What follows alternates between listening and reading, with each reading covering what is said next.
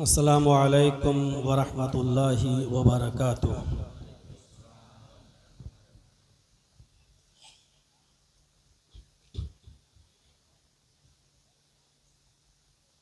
अल्हम्दुलिल्लाह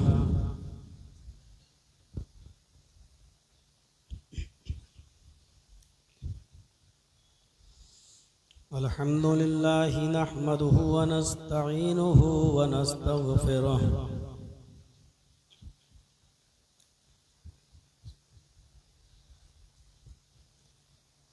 व नऊज़ु बिल्लाहि मिन शुरूरि अनफुसिना व मिन सय्यिआति अअमालिना।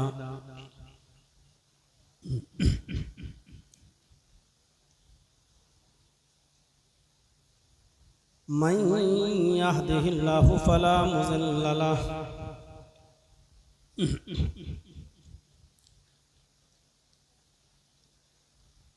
व मन युज़लिल्हु फला हादिय लहु।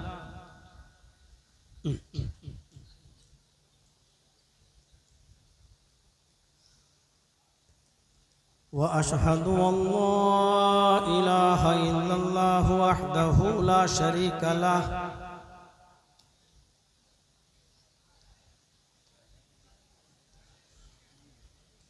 व अशहदु अन्ना मुहम्मदन अब्दुहु व रसूलुहु।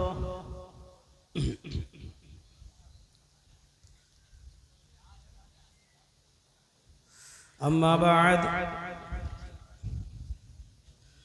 फ़इन्न खैरल हदीस किताबुल्लाह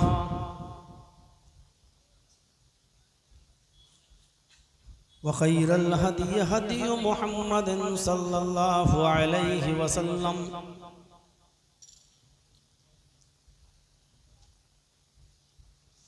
व शर्रल उमूरि मुहदसातुहा व कुल्लु मुहदसतिन बिदअह व कुल्लु बिदअतिन ज़लालह व कुल्लु ज़लालतिन फिन्नार।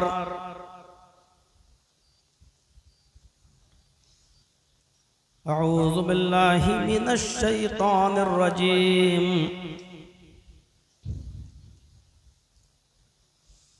बिस्मिल्लाहिर रहमानिर रहीम।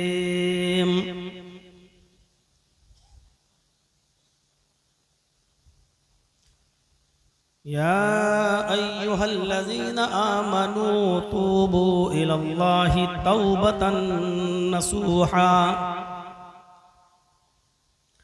असा रब्बुकुम अन युकफ्फिर अन्कुम सय्यआतिकुम व युदखिलकुम जन्नातिन तजरी मिन तहतिहल अनहार।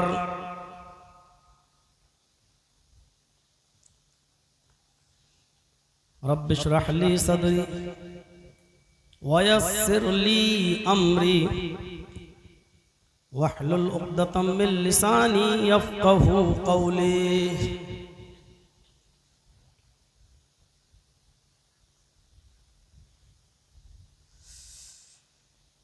स्टेज पर तशरीफ़ फरमा मुअक्कर उलमाए किराम, बिलखुसूस हमारे फाजिल दोस्त फ़ज़ीलतुश शेख डॉक्टर अब्दुल गफ्फार सलफ़ी हफ़िज़हुल्लाह और बिलखुसूस अब्दुल्लाह उस्मानी एडवोकेट, जिन्होंने बार बार कॉल करके और फ़ोन करके इस आज़ाद पार्क के लिए प्रेशर बनाकर अपना हक़ जताकर यहाँ के प्रोग्राम की तारीख ली और हमारे स्टेज पर इस इलाके के वो मुअज़्ज़ज़ अहबाब जो तशरीफ़ फरमा हैं, जो किसी न किसी पोस्ट पर हों, ओहदे पर हों या इस इलाके की फाजिल और इज़्ज़तदार शख्सियात हैं, वो सब और आप लोगों का ये जम्मे गफ़ीर जो फैला हुआ है ताहद निगाह कि हम जैसे लोगों को भी बड़ी मुश्किल से स्टेज तक पहुंचना पड़े और कोई गली और कोई उस गली का कोना आपके वजूद से खाली न हो, ये इस बात की अलामत है और दलील है कि आपके दिलों में उलमा की मोहब्बत अभी बैठी हुई है और किताब व सुन्नत पर मबनी बातें सुनने का शौक़ अभी भी हमारे अंदर मौजूद है। हम सुनने के बहुत ज़्यादा शौकीन हैं। अल्लाह करे कि उससे ज़्यादा हम अमल की भी शौकीन बने। वो सब सामाईन हजरात और इस इजलास के इर्द गिर्द मकानात पर और उनकी छतों पर सवार हमारी वो माँ बहनें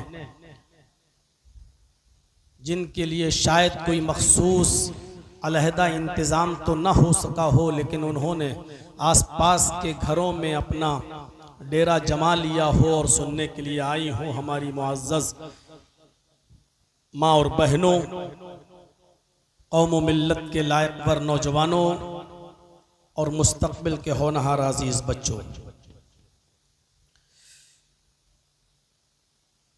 ये जानता हूँ कि एक लंबी मुद्दत के बाद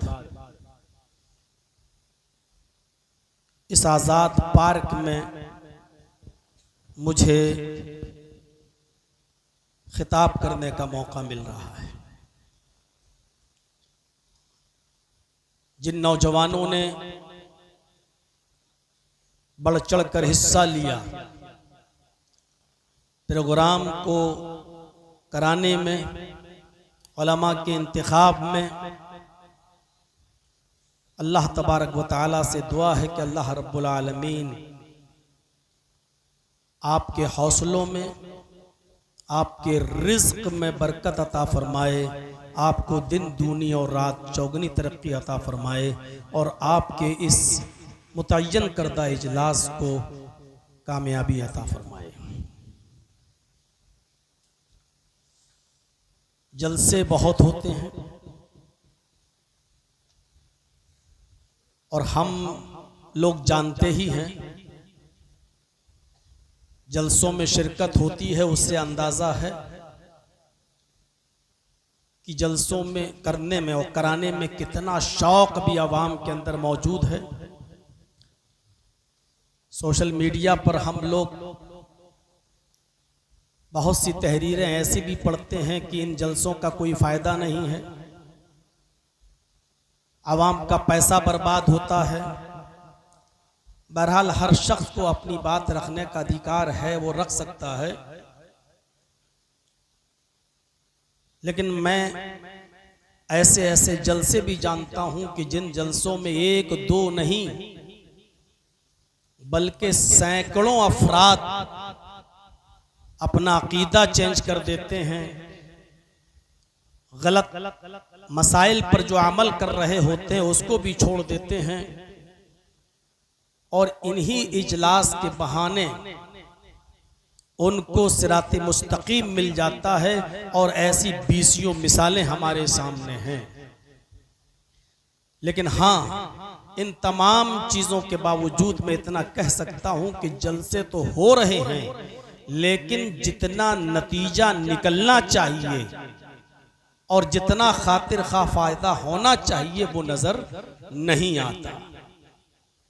इन जलसों का मकसद सिर्फ ये है कि हम लोगों को दीन के रास्ते पर लाएं, इस्लाह करें, गुनाहों के काम तर्क करें, मुआशरे में फैली हुई और समाज में फैली हुई गलाजत और गंदगी को हम दूर करें और सही रास्ते पर लोग आ जाएं, यही मकसद है।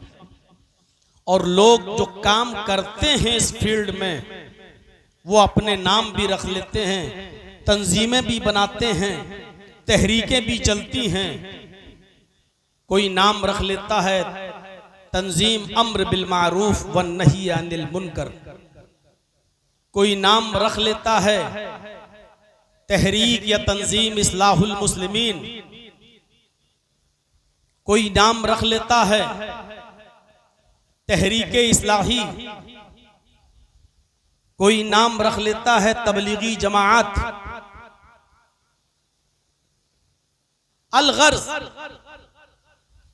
जितने भी हमने नाम गिनाए हैं सबका मकसद यही है, चाहे वो अम्र बिल मारूफ के नाम से कोई तंजीम काम कर रही हो, या तबलीगी जमात के नाम से, या इस्लाहुल मुस्लिमीन के नाम से, या तहरीक इस्लाही के नाम से, या और किसी नाम से, सबका मकसद यही है कि लोगों के अंदर इस्लाह पैदा हो जाए, सब राह रास्त पर आ जाए। लेकिन हम कुरान करीम की इस एक आयत पर गौर कर लें तो इस्लाह का रास्ता हमें खुद मिल जाता है। नतीजा ये निकलता है कि हम दूसरों की इस्लाह तो करते हैं और लेक्चर भी देते हैं, शराब छोड़ो, जुआ छोड़ो, जहेज की लानत खत्म करो, ये सब कुछ बातें होती हैं, लेकिन हमें दूसरों से उम्मीदें होती हैं कि ये गुनाह के काम और समाज में फैली हुई बुराइयों को ये तर्क कर देंगे। लेकिन जब बात हम जैसे उलमा को और हम जैसे जिम्मेदारों को अपनी बेटी की शादी की आती है तो हम अपनी बेटी को जहेज देंगे। तकरीरों में हम बारात के सिस्टम को खत्म करने का लेक्चर देंगे, लेकिन मौलाना जर्चीस के बेटे का जब निकाह होगा तो हम अपने बेटे की शादी में हम बारात लेकर जाएंगे। क्या करूं मौलाना साहब, उलमा से नहीं मानते हैं लोग, कहते हैं अब एकदम सारी चीजें खत्म थोड़ी हो जाएंगी, धीरे धीरे ये सारा सिस्टम चलेगा। तकरीरें करते हुए 20, 22, 25 साल का अरसा गुजर गया और 25 साल के बाद भी यही सुनने को मिल रहा है कि धीरे धीरे लोग रास्ते पे आएंगे। जो हमने 25 साल पहले सुनते थे वही आज भी सुन रहे हैं कि धीरे धीरे आवाम सही रास्ते पे आएगी। आप बैक वक्त खत्म कराना चाहते हैं तो नहीं होगी। कुरान करीम ने हमारी कमजोर नब्ज पर हाथ रखते हुए फरमाया, तुम दूसरों की इस्लाह करना चाहते हो? नहीं। या अय्युहल्लज़ीना आमनू अलैकुम अनफुसकुम ला यदुर्रुकुम मन ज़ल्ला इज़ा हतदैतुम। आए ईमानो वालो, आए मुसलमानों, अलैकुम अनफुसकुम, पहले तुम अपनी फिक्र करो, पहले तुम अपने आप को देखो।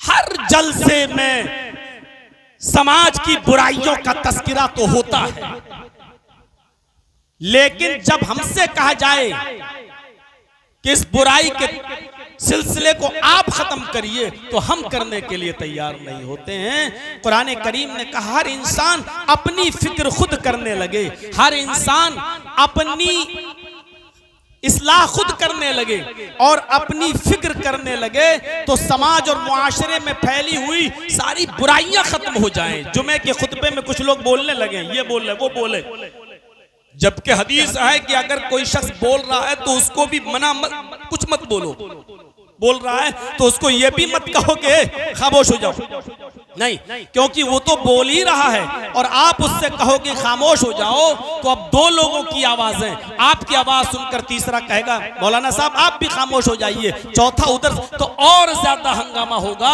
जब हर आदमी खामोशी अख्तियार कर लेगा, हम खुद चुप हो जाएंगे, हम खुद खामोश हो जाएंगे तो अपने आप खामोशी तारी हो जाएगी। इसलिए कहा या अय्युहल्लज़ीना आमनू अलैकुम अनफुसकुम, आई ईमानो वालो पहले तुम अपनी फिक्र करो। हर इंसान अपनी फिक्र कर ले।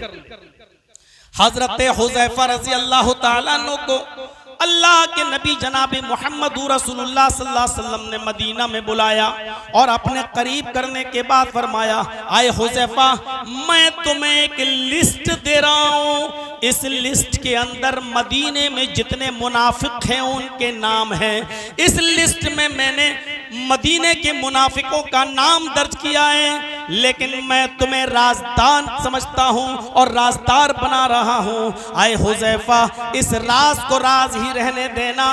देखो मैंने तुम्हारे ऊपर भरोसा किया है, मैंने तुम्हें राजदार बनाया है। आए हुज़ैफा, ये राज किसी को मालूम नहीं होना चाहिए कि इस लिस्ट में किन लोगों के नाम हैं। पता नहीं अल्लाह ताला उनको कब हिदायत दे दे और वो तौबा कर लें और अल्लाह उनकी मग़फ़िरत फरमा दे, लेकिन इस लिस्ट में जो नाम है वो सिर्फ तुम्हें मालूम होना चाहिए, किसी को भी पता नहीं चलना चाहिए कि इस लिस्ट में मदीने के किन मुनाफिकों के नाम हैं। हजरत हुज़ैफा ने उस लिस्ट को अपने पास रखा, नामों को पढ़ा और अपनी पूरी जिंदगी उस लिस्ट को देखने के बाद किसी को बताया नहीं कि इस लिस्ट में कितने लोगों के नाम हैं, कौन मुनाफिक है। लोग आते थे, पूछते थे, कहे हुज़ैफा क्या लिस्ट है, उस लिस्ट में किन लोगों के नाम हैं। हुज़ैफा कह दिया करते थे, सॉरी, जो राज़दार अल्लाह के नबी ने मुझे बनाया और मेरे ऊपर इतना भरोसा किया, मैं अपनी जिंदगी में नबी अकरम के इस राज को फाश नहीं कर सकता। अब लोगों को तजस्सुस हो गया, शौक हुआ कि हम कैसे पता लगाएं कि कौन मुनाफिक है कौन नहीं। और हजरत हुज़ैफा तो बेचारे बताते ही नहीं, और ये नबी का राज क्यों बताने लगे। नबी ने सख्ती के साथ मना किया है बताने के लिए।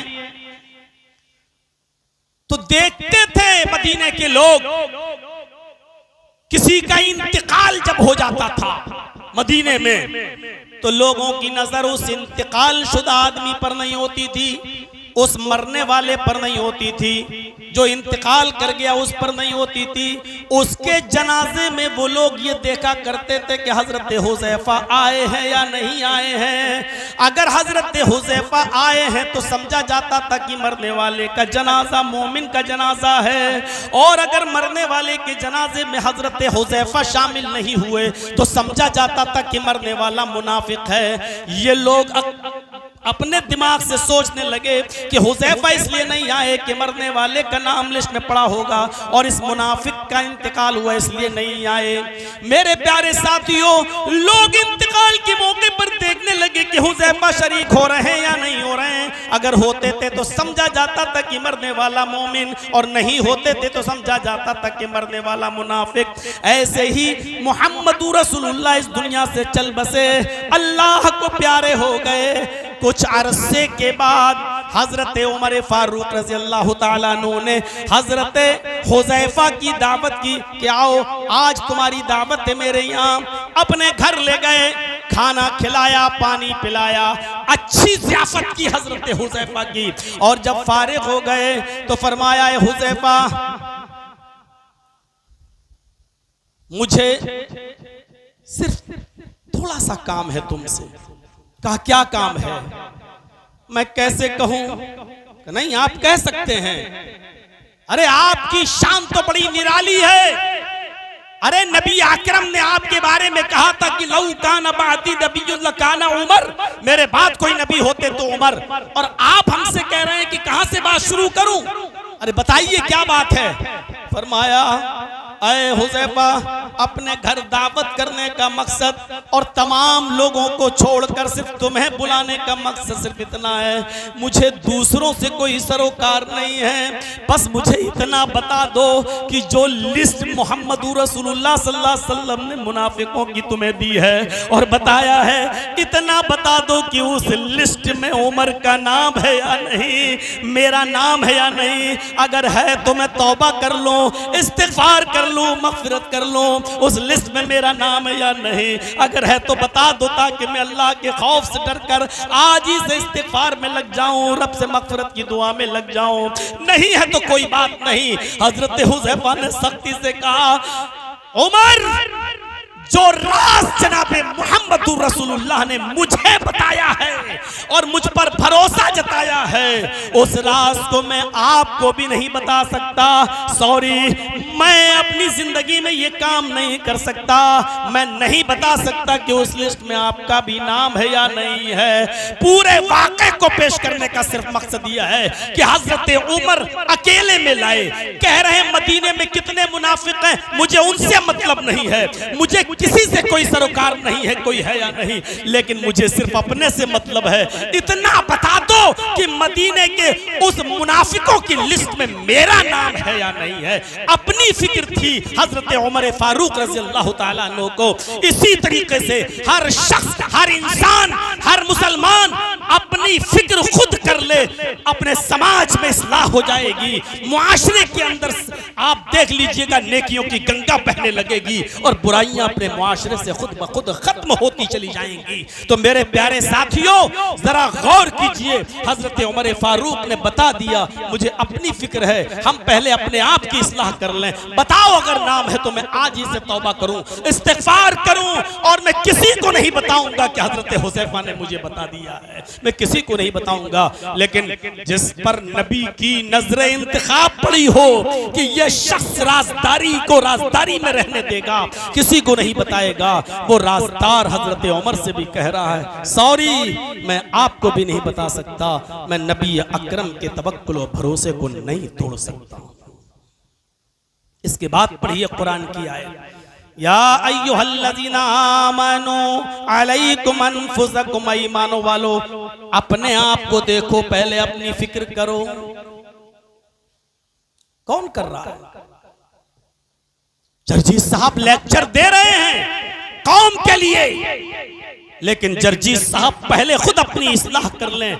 इतने बड़े मजमे में लेक्चर की जरूरत ही नहीं पड़ेगी। हमको देखकर दुनिया खुद ब खुद अपने अंदर चेंजिंग लाने की कोशिश करेगी। और यही कहा था महात्मा गांधी ने, क्यों तुम बोरिया बिस्तर उठाकर इधर से उधर और उधर से इधर जाते हो, इस शहर से उस शहर जाते हो? सिर्फ अपने अंदर जनाबे मुहम्मदुर रसूलुल्लाह का कैरेक्टर, अपने अंदर नबी अकरम का अखलाक, अपने अंदर नबी अकरम का किरदार पैदा कर लो।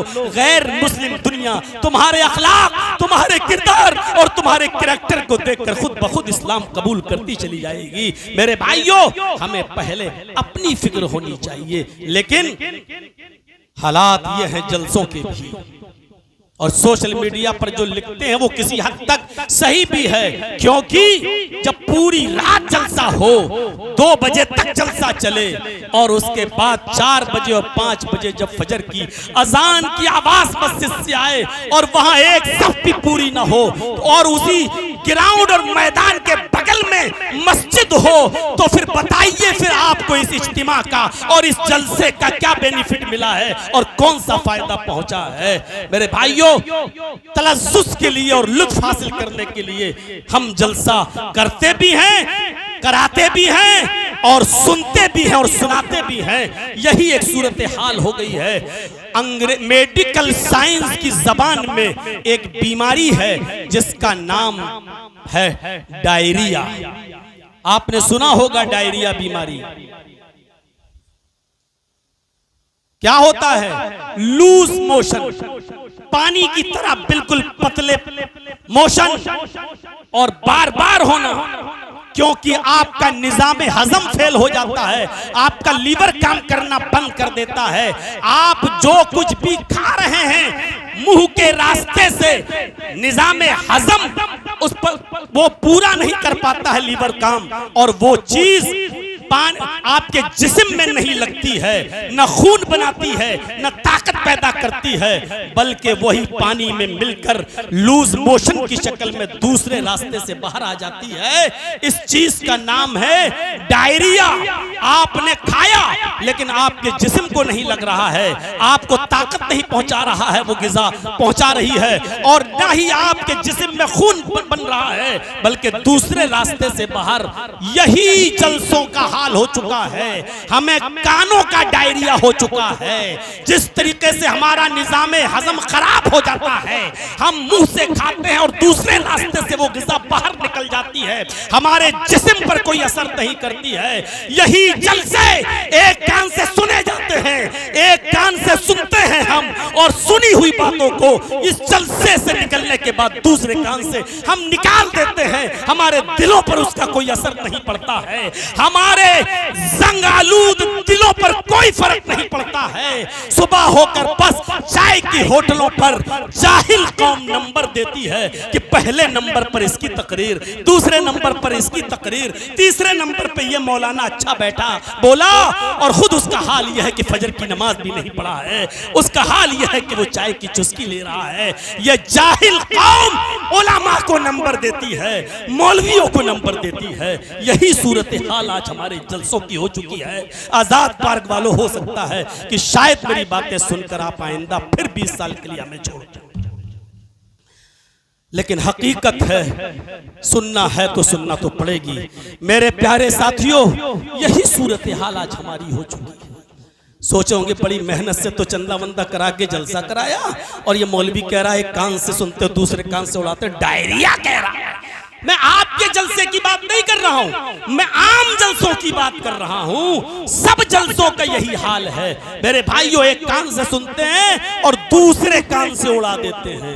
या फिर ये कहिए कि इतनी तकरीरें और इतने जलसे सुन चुके हैं जर्जी साहब आपके, डॉक्टर अब्दुल गफ्फार साहब के, कि अब कान भी हमारे सुन हो चुके हैं। तुम नहीं आते हो तो यूट्यूब पे सुनता हूं, सोते वक्त सुनते हैं, ये सुनते हैं जैसे कोई आदमी 4 व्हीलर पे जा रहा था और सामने एक आदमी बेचारा गाड़ी के आगे आगे चल रहा था, ड्राइवर हॉर्न दे रहा था, पौ पौ, वो बेचारा आगे से हट ही नहीं रहा है। उसने दोबारा हॉर्न दिया, पौ पौ, वो बेचारा आगे हट ही नहीं रहा है, वो हटता ही नहीं है। ड्राइवर ने 10 12 15 मरतबा हॉर्न दिया, लेकिन आगे चलने वाला आदमी टस से मसी नहीं हो रहा है। ड्राइवर को गुस्सा आया, कमीना सुनाई नहीं दे रहा है, निकला अपनी गाड़ी से, उतरा और चलने वाले आगे चलने वाले आदमी को पकड़ कर एक थप्पड़ रसीद कर दिया। उसने कहा अरे क्यों मारा, क्या हुआ?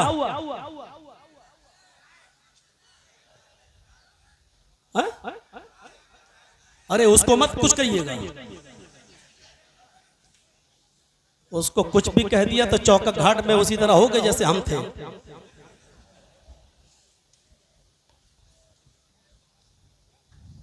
तो मेरे भाइयों निकला और उसने एक थप्पड़ रसीद कर दिया। उसने कहा भैया मुझे क्यों मारा? कहा मैं कब से हॉर्न दे रहा हूं, पौ पौ कर रहा हूं है? और तू हटता ही नहीं है सामने से। तो उस आदमी ने जवाब दिया, अरे भाई तुम इतनी जोर जोर से पौ पौ कर रहे थे कि तुम्हारी पौपों की आवाज से मेरे कान ही सुन हो गए, हमें सुनाई नहीं दे रहा था कि हॉर्न बज रहा कि नहीं, हमारे कान ही सुन हो गए। बस यही हाल आज हमारा भी है। इतने जलसे हम करा चुके, इतनी मौलवियों की तकरीरें सुन चुके कि अब हमारे कान भी पक चुके हैं। अब हम या तो समझते नहीं हैं या सुन लिया तो एक कान से और दूसरे कान से हमने उसको उड़ा दिया। मेरे भाइयों, अगर फितरत में जिंदगी मौजूद हो तो इस्लाह के लिए एक जुमला काफी होता है, पूरी रात की तकरीरें और जलसे की जरूरत नहीं है। एक रिक्शा चलाने वाला रिक्शा चलाता था, गरीब था, सुबह से शाम तक रिक्शा चलाया, शाम को घर पहुंचा, बीवी भूख लगी है, मेहनत करता हूं, रिक्शा चलाता हूं, खाना ला, और बीवी ने उसके सामने अरहर की दाल रख दी, बिला बिगाड़ी हुई, न घी न छौंका लगा है, कुछ बिला भिकारी हुई दाल उसको दे दी सामने। उसको गुस्सा आया और लगा टनटनाने अपनी बीवी के ऊपर। मैं दिन भर मेहनत करता हूँ, मजदूरी करता हूँ, रिक्शा चलाता हूँ, पसीना बहाता हूँ, और खाने के लिए मुझे तुम अरहर की दाल खिला रही हो, वो भी बगैर छौंके की, बगैर फ्राई किए हुए, बगैर बिना भगारी हुई दाल तुम मुझे दे रही हो। नहीं खाऊंगा, हटाओ यहां से, दाल खाने के लिए मैं पैदा हुआ। बीवी समझदार थी, नेक थी, उसने हम ही जैसे मौलवियों की तकरीरें सुन रखी थी। उसने कहा मेरे प्यारे शौहर, गुस्सा होने की जरूरत नहीं है, अल्लाह का रिस्क है, इसको धुतकारने की जरूरत नहीं है। उस अल्लाह का शुक्र अदा करो जो तुम्हें खाने के लिए दाल भी मिल रही है और रोजाना तुम्हें वक्त पर मिल जाती है, किसी दिन नागा नहीं होता। क्या तुमने जनाब मोहम्मद रसूलुल्लाह की जिंदगी के हालात नहीं सुने? उनकी बीवी हजरत आयशा फरमाती हैं, बुखारी की रिवायत है कि मेरा निकाह जब नबी अकरम से हुआ और जब रुखसती हुई तो मेरी उम्र थी 9 साल, और जब मैं 18 साल की हुई तो मेरे शौहर का इंतकाल हो गया।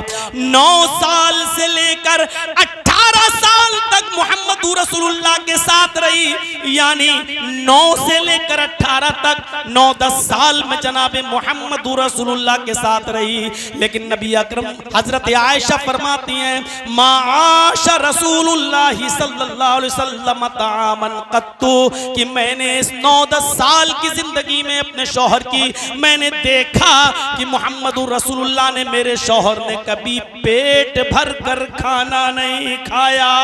बुखारी की रिवायत, माशा रसूलुल्लाह सल्लल्लाहु अलैहि वसल्लम तामन कद्दू, मैंने अपनी पूरी जिंदगी में जब तक नबी के साथ रही मैंने अपने शौहर को पेट भर के खाना नहीं खाया।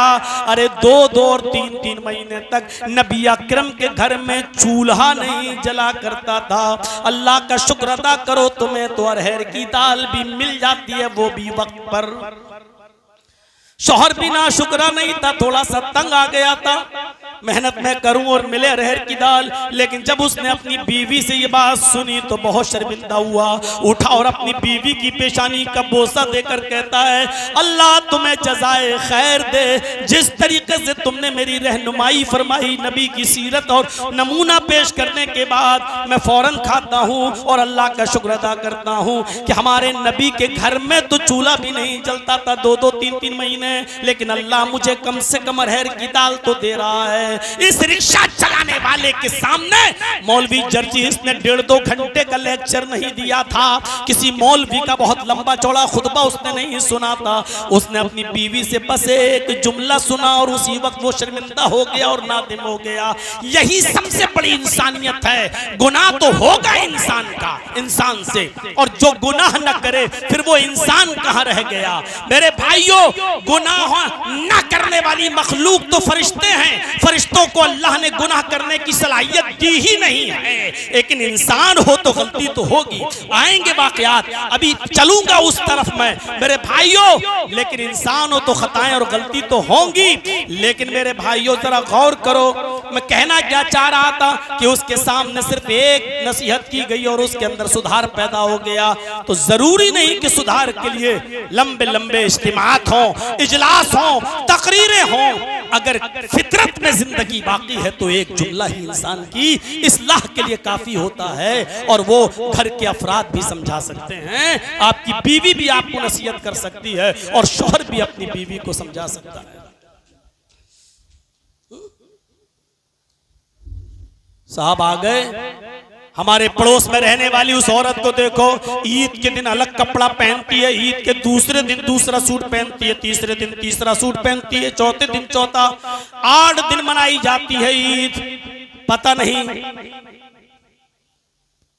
मऊ में जब मैं जाया करता था तो सुना है कि यहाँ 8 दिन तक काम नहीं होते और 8-8 दिन तक ईद मनती है।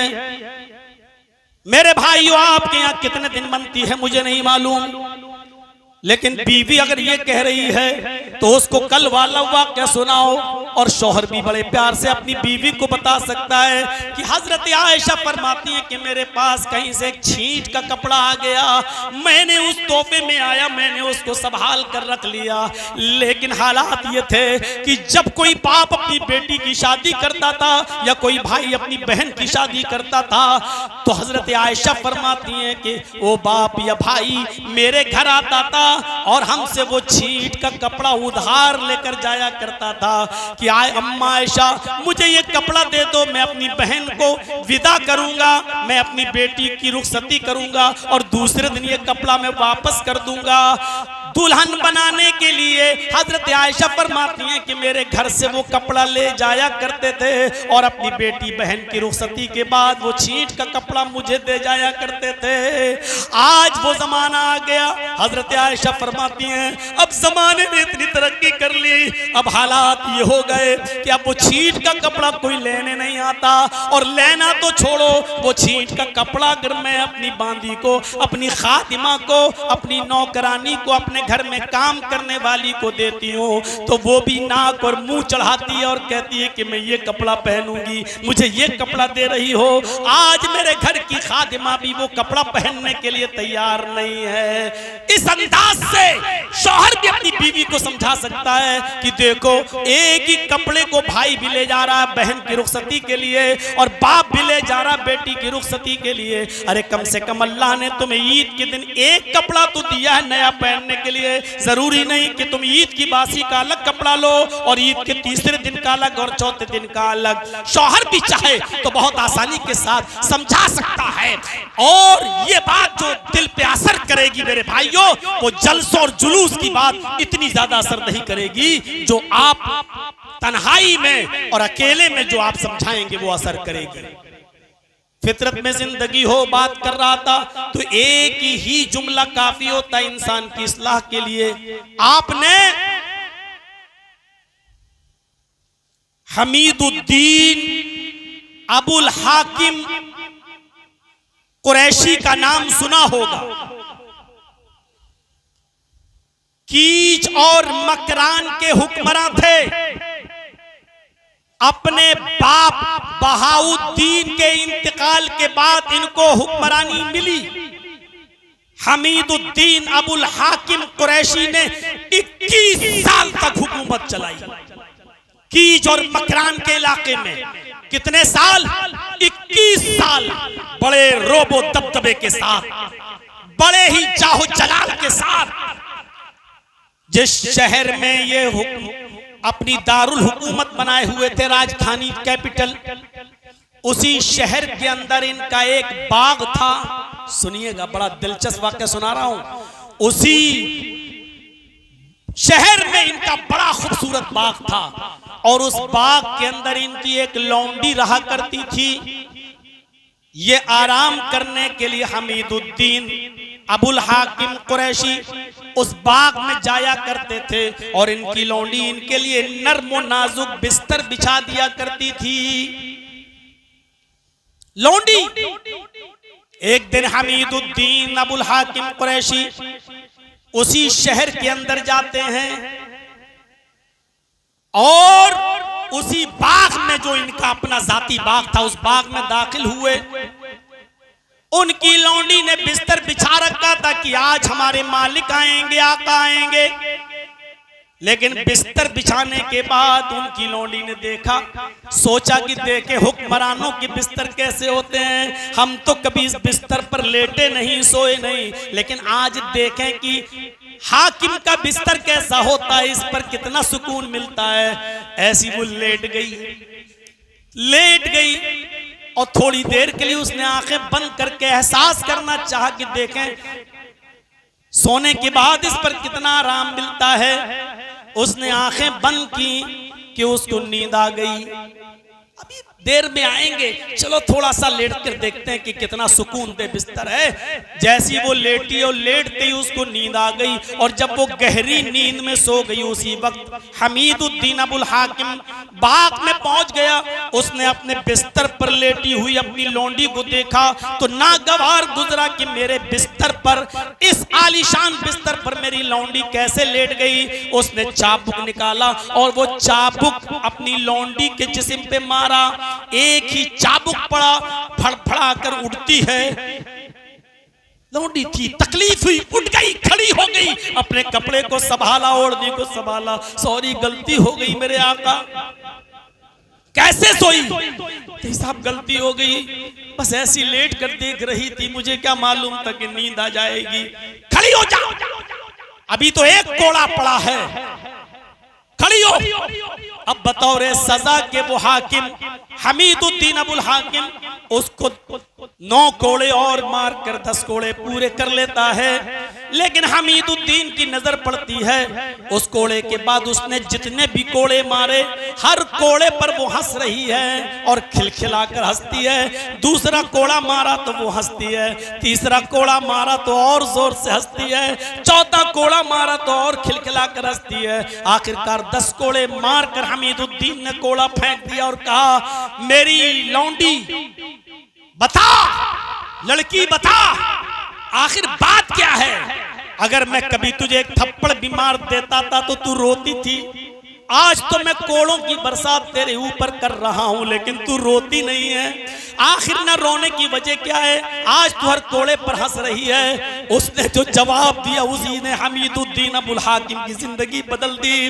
वो लौंडी हंसते हुए चीख कर कहती है, मेरे आका, आज मैं सिर्फ इस बात पर हंस रही हूँ, ये देख कर हंस रही हूँ, ये सोच कर मैं हंस रही हूँ कि एक हाकिम के इस आरामदेह बिस्तर पर थोड़ी देर के लिए एक मामूली लड़की सो गई, एक लौंडी सो गई, तो तेरी अदालत में उसकी ये पूरी पूरी ताकत से तू उसके ऊपर कोड़े कोड़े बरसा रहा है, कोड़े मार रहा है। जब थोड़ी देर इस आरामदेह बिस्तर पर लेटने की सजा तेरी अदालत में ये है मेरी, तो मैं ये सोचती हूँ कि अल्लाह की अदालत में उस आदमी की क्या सजा होगी जो पूरी जिंदगी इस आरामदेह बिस्तर पर सोता है, आराम से सो रहा है। उस शख्स की यानी तेरी सजा उस अल्लाह की अदालत में क्या होगी जब थोड़ी देर के लिए, चंद लम्हों के लिए तेरे बिस्तर पर लेटने के बाद जब तेरी अदालत में इतने से आराम करने की सजा ये है, तो तेरी तो पूरी जिंदगी ऐशो आराम में गुजर गई, तो अल्लाह की अदालत में तेरी सजा क्या होगी? हमीदुद्दीन अबुल हाकिम ने छोड़ा, कोड़ा फेंका, अपनी लौंडी को आजाद किया और वहीं से सल्तनत को ठुकराया, हुकूमत को लात मारी और उलमा की सोहबत में बैठ गया। दावत और तबलीग करते करते एक अच्छा दाई और मुबल्लिग बन गया। फिर उसने सल्तनत और हुकूमत की तरफ पलट कर नहीं देखा। हमीदुद्दीन अबुल हाकिम ने जुमे के आधे घंटे का खुतबा नहीं सुना था। हमीदुद्दीन अबुल हाकिम ने मौलवी जर्जीस की तरह किसी मौलवी की 1.5-2 घंटे की तकरीर नहीं सुनी थी। मेरे भाई को जरा तसव्वुर कीजिए, आप गौर कीजिए, आप क्या जिंदगी थी। चल दिया वहीं से, अपनी इस्लाह करने लगा और फिर इतनी इस्लाह की कि सल्तनत को ठुकरा कर लात मार के गया और दावत व तबलीग करते करते एक अच्छा दाई और मुबल्लिग बन गया। गुमनामी की जिंदगी गुजारी। मेरे भाइयों, हुकूमत को लात मार दी। अगर फितरत में जिंदगी बाकी हो तो नसीहत के लिए एक जुमला काफी होता है। ईमानदारी के साथ बताओ, आजाद पार्क में बनारस के चप्पे चप्पे से आए होंगे लोग, कोने कोने से आए होंगे लोग। जब नसीहत के लिए और अपनी जिंदगी को बदलने के लिए एक जुमला काफी है, एक जुमला काफी है, तो हमारी तो पूरी जिंदगी जलसे सुन सुन के हो गई है। हमारी तो पूरी जिंदगी इज्तिमात करते करते और आपकी सुनते सुनते गुजर गई है। फिर हमारी जिंदगियों में इनकलाब क्यों नहीं आता है? हमारी इस्लाह क्यों नहीं होती है? हम अपने आप को क्यों नहीं देखते हैं? बिल्कुल उस पुख्ता और चटियल जमीन की तरह हम हो चुके हैं।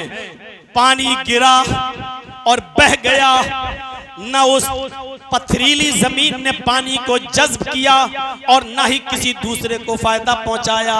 मेरे भाइयों, फितरत में जिसकी जिंदगी होती है वो सख्त जमीन की तरह नहीं होता, बल्कि नर्म जमीन की तरह होता है। जैसे किसी मुर्दा और नर्म जमीन पर आसमान की बारिश के कतरे गिरते हैं, वो पानी को जज्ब कर लेती है, खुद फायदा उठाती है वो जमीन, और फिर उससे सरसब्ज और शादाब खेतियां पैदा होती हैं, हरी भरी हरियालियां पैदा होती हैं, हरी भरी सब्जियां पैदा होती हैं, फिर वो दूसरे भी उससे फायदा उठाते हैं। फितरत, जिस इंसान की फितरत में जिंदगी बाकी है तो उसके अंदर ये नरमी भी होगी, वो वाजो जल से सुनेगा, खुद भी फायदा उठाएगा और उसको महफूज करके दूसरों तक भी अपनी बात पहुंचाएगा और दूसरों की भी इस्लाह की फिक्र होगी। लेकिन जिस तरीके से वो मुर्दा जमीन, नर्म जमीन पहले खुद पानी को जज्ब करके अपने आप को फायदा पहुंचाती है, उसके बाद फिर हरियाली पैदा करती है, इसी तरीके से पहले हमें अपनी इस्लाह की फिक्र खुद होनी चाहिए और उसके बाद में हमें दूसरों की फिक्र होनी चाहिए। आ रहा हूं मैं, थोड़ा वक्त और लगेगा सीमा बांधने में और वहां तक पहुंचने में, तूबू इलल्लाहि तौबतन नसूहा पर आऊंगा भी उस तरफ मेरे भाइयों। लेकिन उससे पहले ये बता दूं, इसीलिए हदीसें पढ़िए तो अल्लाह के नबी जनाब मोहम्मद रसूलुल्लाह सल्लल्लाहु अलैहि वसल्लम ने किसी छोटी सी छोटी नेकी को हकीर समझने की इजाजत नहीं दी और ये नहीं कहा कि तुम किसी भी छोटी से छोटी नेकी को हकीर समझो। ये छोटी छोटी नेकियां भी तुम करोगे तो एक दिन पहाड़ बन जाएंगी। किसी भी छोटी नेकी को हकीर मत समझो। इसमें क्या होगा? साइकिल से, मोटरसाइकिल से गुजर रहे हो, रास्ते में केले का छिलका पड़ा है, यार हम तो मोटर, हकीर मत समझो। बाइक रोक दो, फोर व्हीलर रोक दो, रास्ते में पड़ा है छिलका, उठाओ।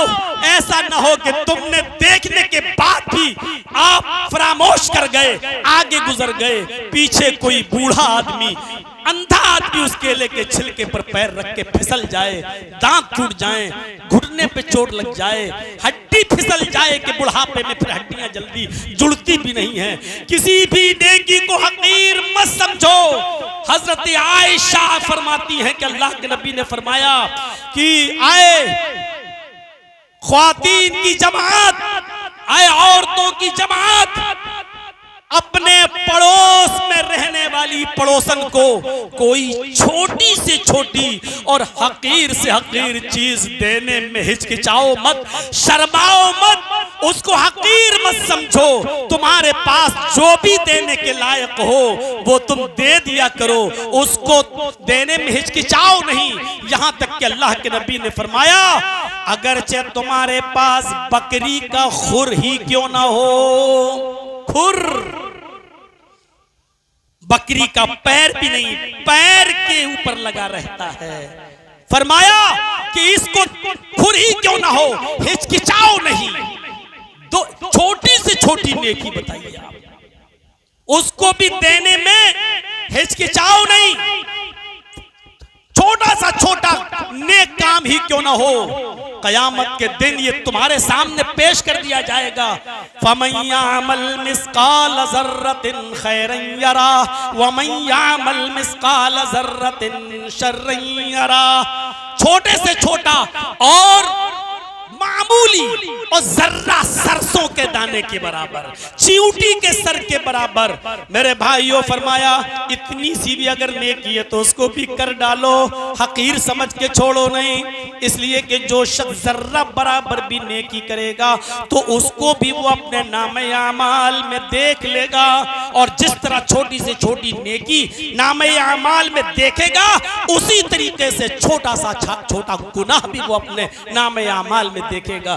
कोई चीज बची नहीं होगी, इंसान के सामने पूरा रजिस्टर रख दिया जाएगा। मेरे प्यारे भाइयों गौर कीजिए, हजरत उमर फारूक रज़ियल्लाहु ताला अन्हु एक बूढ़ी औरत की के घर में सुबह सुबह जाया करते थे, अर्ली मॉर्निंग। वो बूढ़ी औरत कमजोर थी, बिस्तर पर लेटी रहती थी, उठने के लायक नहीं थी।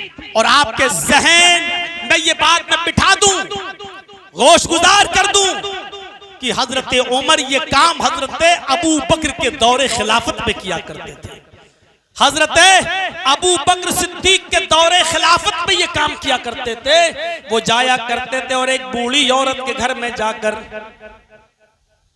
3 काम कर दिया करते थे। पहला काम, बूढ़ी औरत के घर में कोई रहता नहीं था, जाकर झाड़ू लगा दिया करते थे। उस औरत के कपड़े भी धुलने वाला कोई नहीं था, बूढ़ी औरत के, उसके कपड़े भी हजरत उमर फारूक धुल लिया करते थे। और उसके घर में जो बर्तन था जिसमें वो खाना खाती थी उसका बर्तन भी वो धुल लिया करते थे। खलीफा कौन है? अबू बकर। और सुबह ही सुबह कौन जाते हैं? Early morning Umar Farooq. ये तीन काम कर दिया करते थे। अब बताइए, झाड़ू देना हकीर काम ही तो आज हम समझते हैं।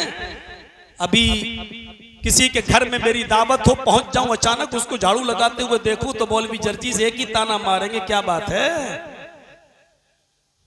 आपकी बीवी आपसे झाड़ू लगवाती है? झाड़ू लगाना पड़ रही है घर में। किसी को बर्तन मांजते हुए देख लूं तो एकदम ये हालत हो गई है। शादी के ये साइड इफेक्ट, ये अपने घर का मामला नहीं, एक बूढ़ी औरत के घर में हजरत उमर झाड़ू लगा रहे हैं। एक दिन हजरत उमर फारूक रज़ियल्लाहु ताला अन्हु अर्ली मॉर्निंग उठते हैं तो देखते हैं कि मेरे आने से पहले झाड़ू लग चुकी है। बर्तन मांजने के लिए गए तो देखा कि बर्तन की भी सफाई हो चुकी है।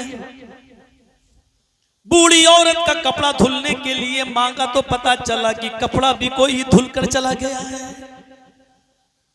हजरत उमर ने कहा है नहीं होगा कोई, चलो कोई बात नहीं। दूसरे दिन फिर आए तो देखा कि मेरे आने से पहले फिर ये काम हो चुका है। तीसरे दिन उस घर में फिर दाखिल होते हैं तो क्या देखते हैं कि आज भी कोई मुझसे भी पहले आया और ये काम कर गया।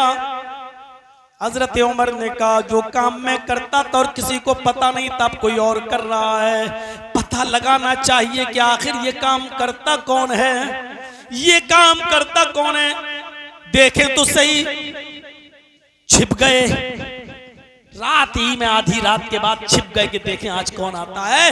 दरख्त की आड़ में छिप गए, कोई शख्स आया, अंदर दाखिल हो गया, झाड़ू देने लगा, बर्तन मांजने लगा, कपड़े धुलने लगा। हजरत उमर उस वक्त तो अंधेरे की वजह से नहीं पहचान सके, लेकिन जब घर के अंदर दाखिल होते हैं कि देखें ये शख्स है कौन, तो पता चला कि ये कोई और शख्स नहीं है, वो इस अरब के खित्ते का हाकिम वक्त, खलीफा वक्त है, वो हजरत अबू बकर सिद्दीक रज़ियल्लाहु ताला अन्हु हैं, जो खलीफतुल मोमिनीन हैं, खलीफतुल मुस्लिमीन हैं, और हमसे भी पहले उठकर इस बूढ़ी औरत के घर में झाड़ू लगा दिया करते हैं, बर्तन मांज दिया करते हैं और इसके कपड़े भी धुल दिया करते हैं। मेरे भाइयों, झाड़ू लगाना, मौलवी जर्जीस जल्दी मस्जिद में दाखिल होते वक्त अल्लाह के घर में भी बहुत जल्दी तैयार नहीं होगा झाड़ू उठाकर। मेरे भाइयों, सबके सामने मस्जिद को साफ करने के लिए शायद अकेले में ये काम कर भी लूं, लेकिन सबके सामने शायद शर्मा जाऊं, हया जाए, लेकिन हजरत अबू बकर सिद्दीक रज़ियल्लाहु ताला अन्हु खलीफा हैं, लेकिन खिलाफत का कोई तकब्बुर नहीं है उनके दिलो दिमाग में कि मैं खलीफा हूं, उसके घर जाके झाड़ू लगाऊंगा। अरे मेरे हुक्म पर तो 20 नौकर चले जाएंगे झाड़ू लगाने के लिए। नहीं, ये नेकी करने का मौका जब मुझे मिल रहा है तो मैं क्यों ना करूं। इस हकीर से काम को भी उन्होंने मेरे भाइयों गलत नहीं समझा, कमजोर नहीं समझा और कम नहीं आका, सोचा कि ये मौका मिल रहा है तो करो। ये मंजर हमें और आपको सोचना चाहिए, सिर्फ सुनाने के लिए नहीं है। पता चल जाएगा सुबह उठ करके किसके कानों में डायरिया था और किसके कानों में नहीं था।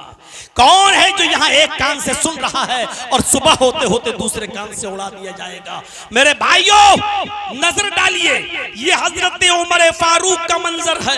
इसलिए अल्लाह के नबी ने फरमाया, बुखारी के अल्फाज, तसद्दकू, लोगों सदका और खैरात करो। और फिर एक जुमला आपने उसमें यह भी फरमाया, अगर सदका देने के लिए तुम्हारे पास बहुत बड़ी दौलत नहीं है, बहुत जमीन और जायदाद नहीं है, बहुत ज्यादा पैसा और दौलत के अंबार नहीं है, थोड़ी सी चीज है तब भी सदका कर दो। यहां तक आपने फरमाया, इत्तकुल्लाह, अल्लाह से डरो, वलौ बिशिक्कि तमरतिन, खजूर नहीं, एक खजूर भी बहुत बड़ी चीज हो गई। अगर खजूर की एक खाप, खजूर का एक टुकड़ा भी तुम्हारे पास हो और वो देकर भी सदका देने के लायक हो तो दे दो। उसी को देखकर अपने आप को जहन्नम की आग से बचा लो। फरमाया अपने आप को जहन्नम की आग से बचाओ, वलौ बिशिक्कि तमरतिन, चाहे खजूर का टुकड़ा ही तुम्हारे पास क्यों ना हो। यह हदीस हमें क्या बतला रही है कि एक छोटा सा टुकड़ा, आधी खजूर भी नहीं, उससे भी आधा टुकड़ा, लेकिन अगर वो भी सदका देना चाहो तो दे दो। इसको भी हकीर मत समझो। शायद इसको खाकर चबाकर कोई पानी पी ले और उसके मुंह से तुम्हारे लिए दुआ निकल जाए। वलौ बिशिक्कि तमरा, अगर खजूर का एक टुकड़ा हो तो उसको देकर भी तुम किस तरीके से अमल पे उभारा जा रहा है। हम गुनाह करने पर मुसिर हैं। हजरत अबू बकर सिद्दीक ही के दौरे खिलाफत में, अबू बकर सिद्दीक ही के दौरे खिलाफत में कहत पड़ जाता है, खुश्क साली पड़ जाती है, हालात बहुत खराब हैं। हजरत अबू बकर सिद्दीक कहते हैं भरोसा रखो इंशाअल्लाह अल्लाह कोई रास्ता निकालेगा। बस एक दो ही दिन के अंदर मुल्क के शाम से 1000 ऊंटों पर अनाज और गल्ला लदा हुआ आ गया और ये 1000 ऊंटों पर लदे हुए गल्ले के मालिक हजरत उस्मान गनी रज़ी अल्लाह ताला अन्हु है।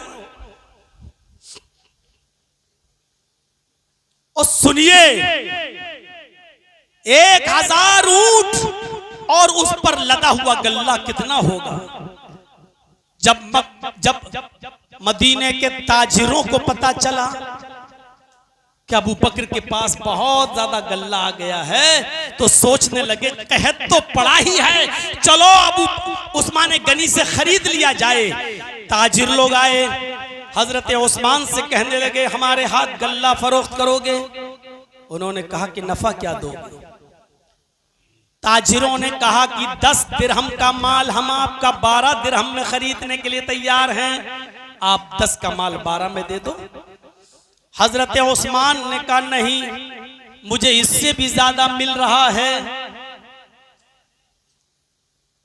कुछ और ताजिरों ने बोली लगाई और बोली लगाते हुए फरमाया क्या है, उस्मान 14 रुपए में दे दो, 14 दिरहम में, यानी आपका 10 दिरहम में खरीदा हुआ गल्ला हम 14 दिरहम में खरीद लेंगे, फिर बाद में हम उसको बेचेंगे जितने में बेचना होगा, आप 10 का माल 14 में दे दो। हजरत उस्मान मुस्कुराते हुए कहते नहीं, मुझे इससे भी ज्यादा मिल रहा है।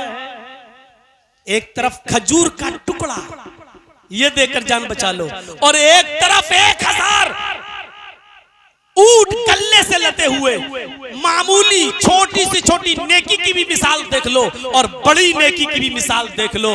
आए बनारस के चौधरियों, आए बनारस के साहूकारों, आए बनारस के सेठों, रमजान के महीने में अपने घर की बनी हुई एक साड़ी किसी फकीर और गरीब को देते हुए भी उसकी वीडियो बनाकर शेयर करते हो व्हाट्सएप पर, मैसेंजर पर, और दिखाते हो कि मैंने गरीब को एक साड़ी दी है पहनने के लिए।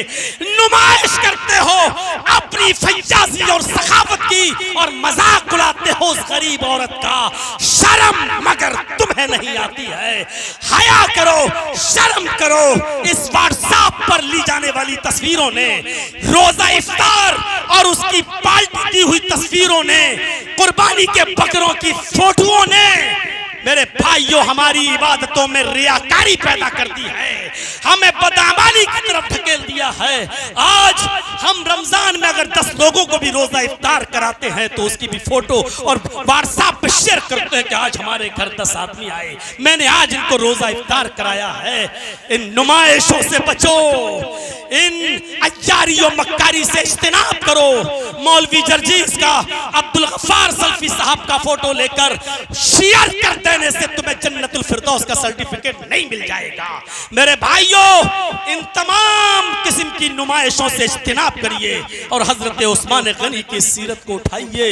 एक तरफ कहा वलौ बिशिक्कि तमरा, और वो उठाओ मुस्लिम शरीफ की हदीस, बुखारी की हदीस जिसमें कहा जातनी साइला, मेरे पास एक मांगने वाली आई।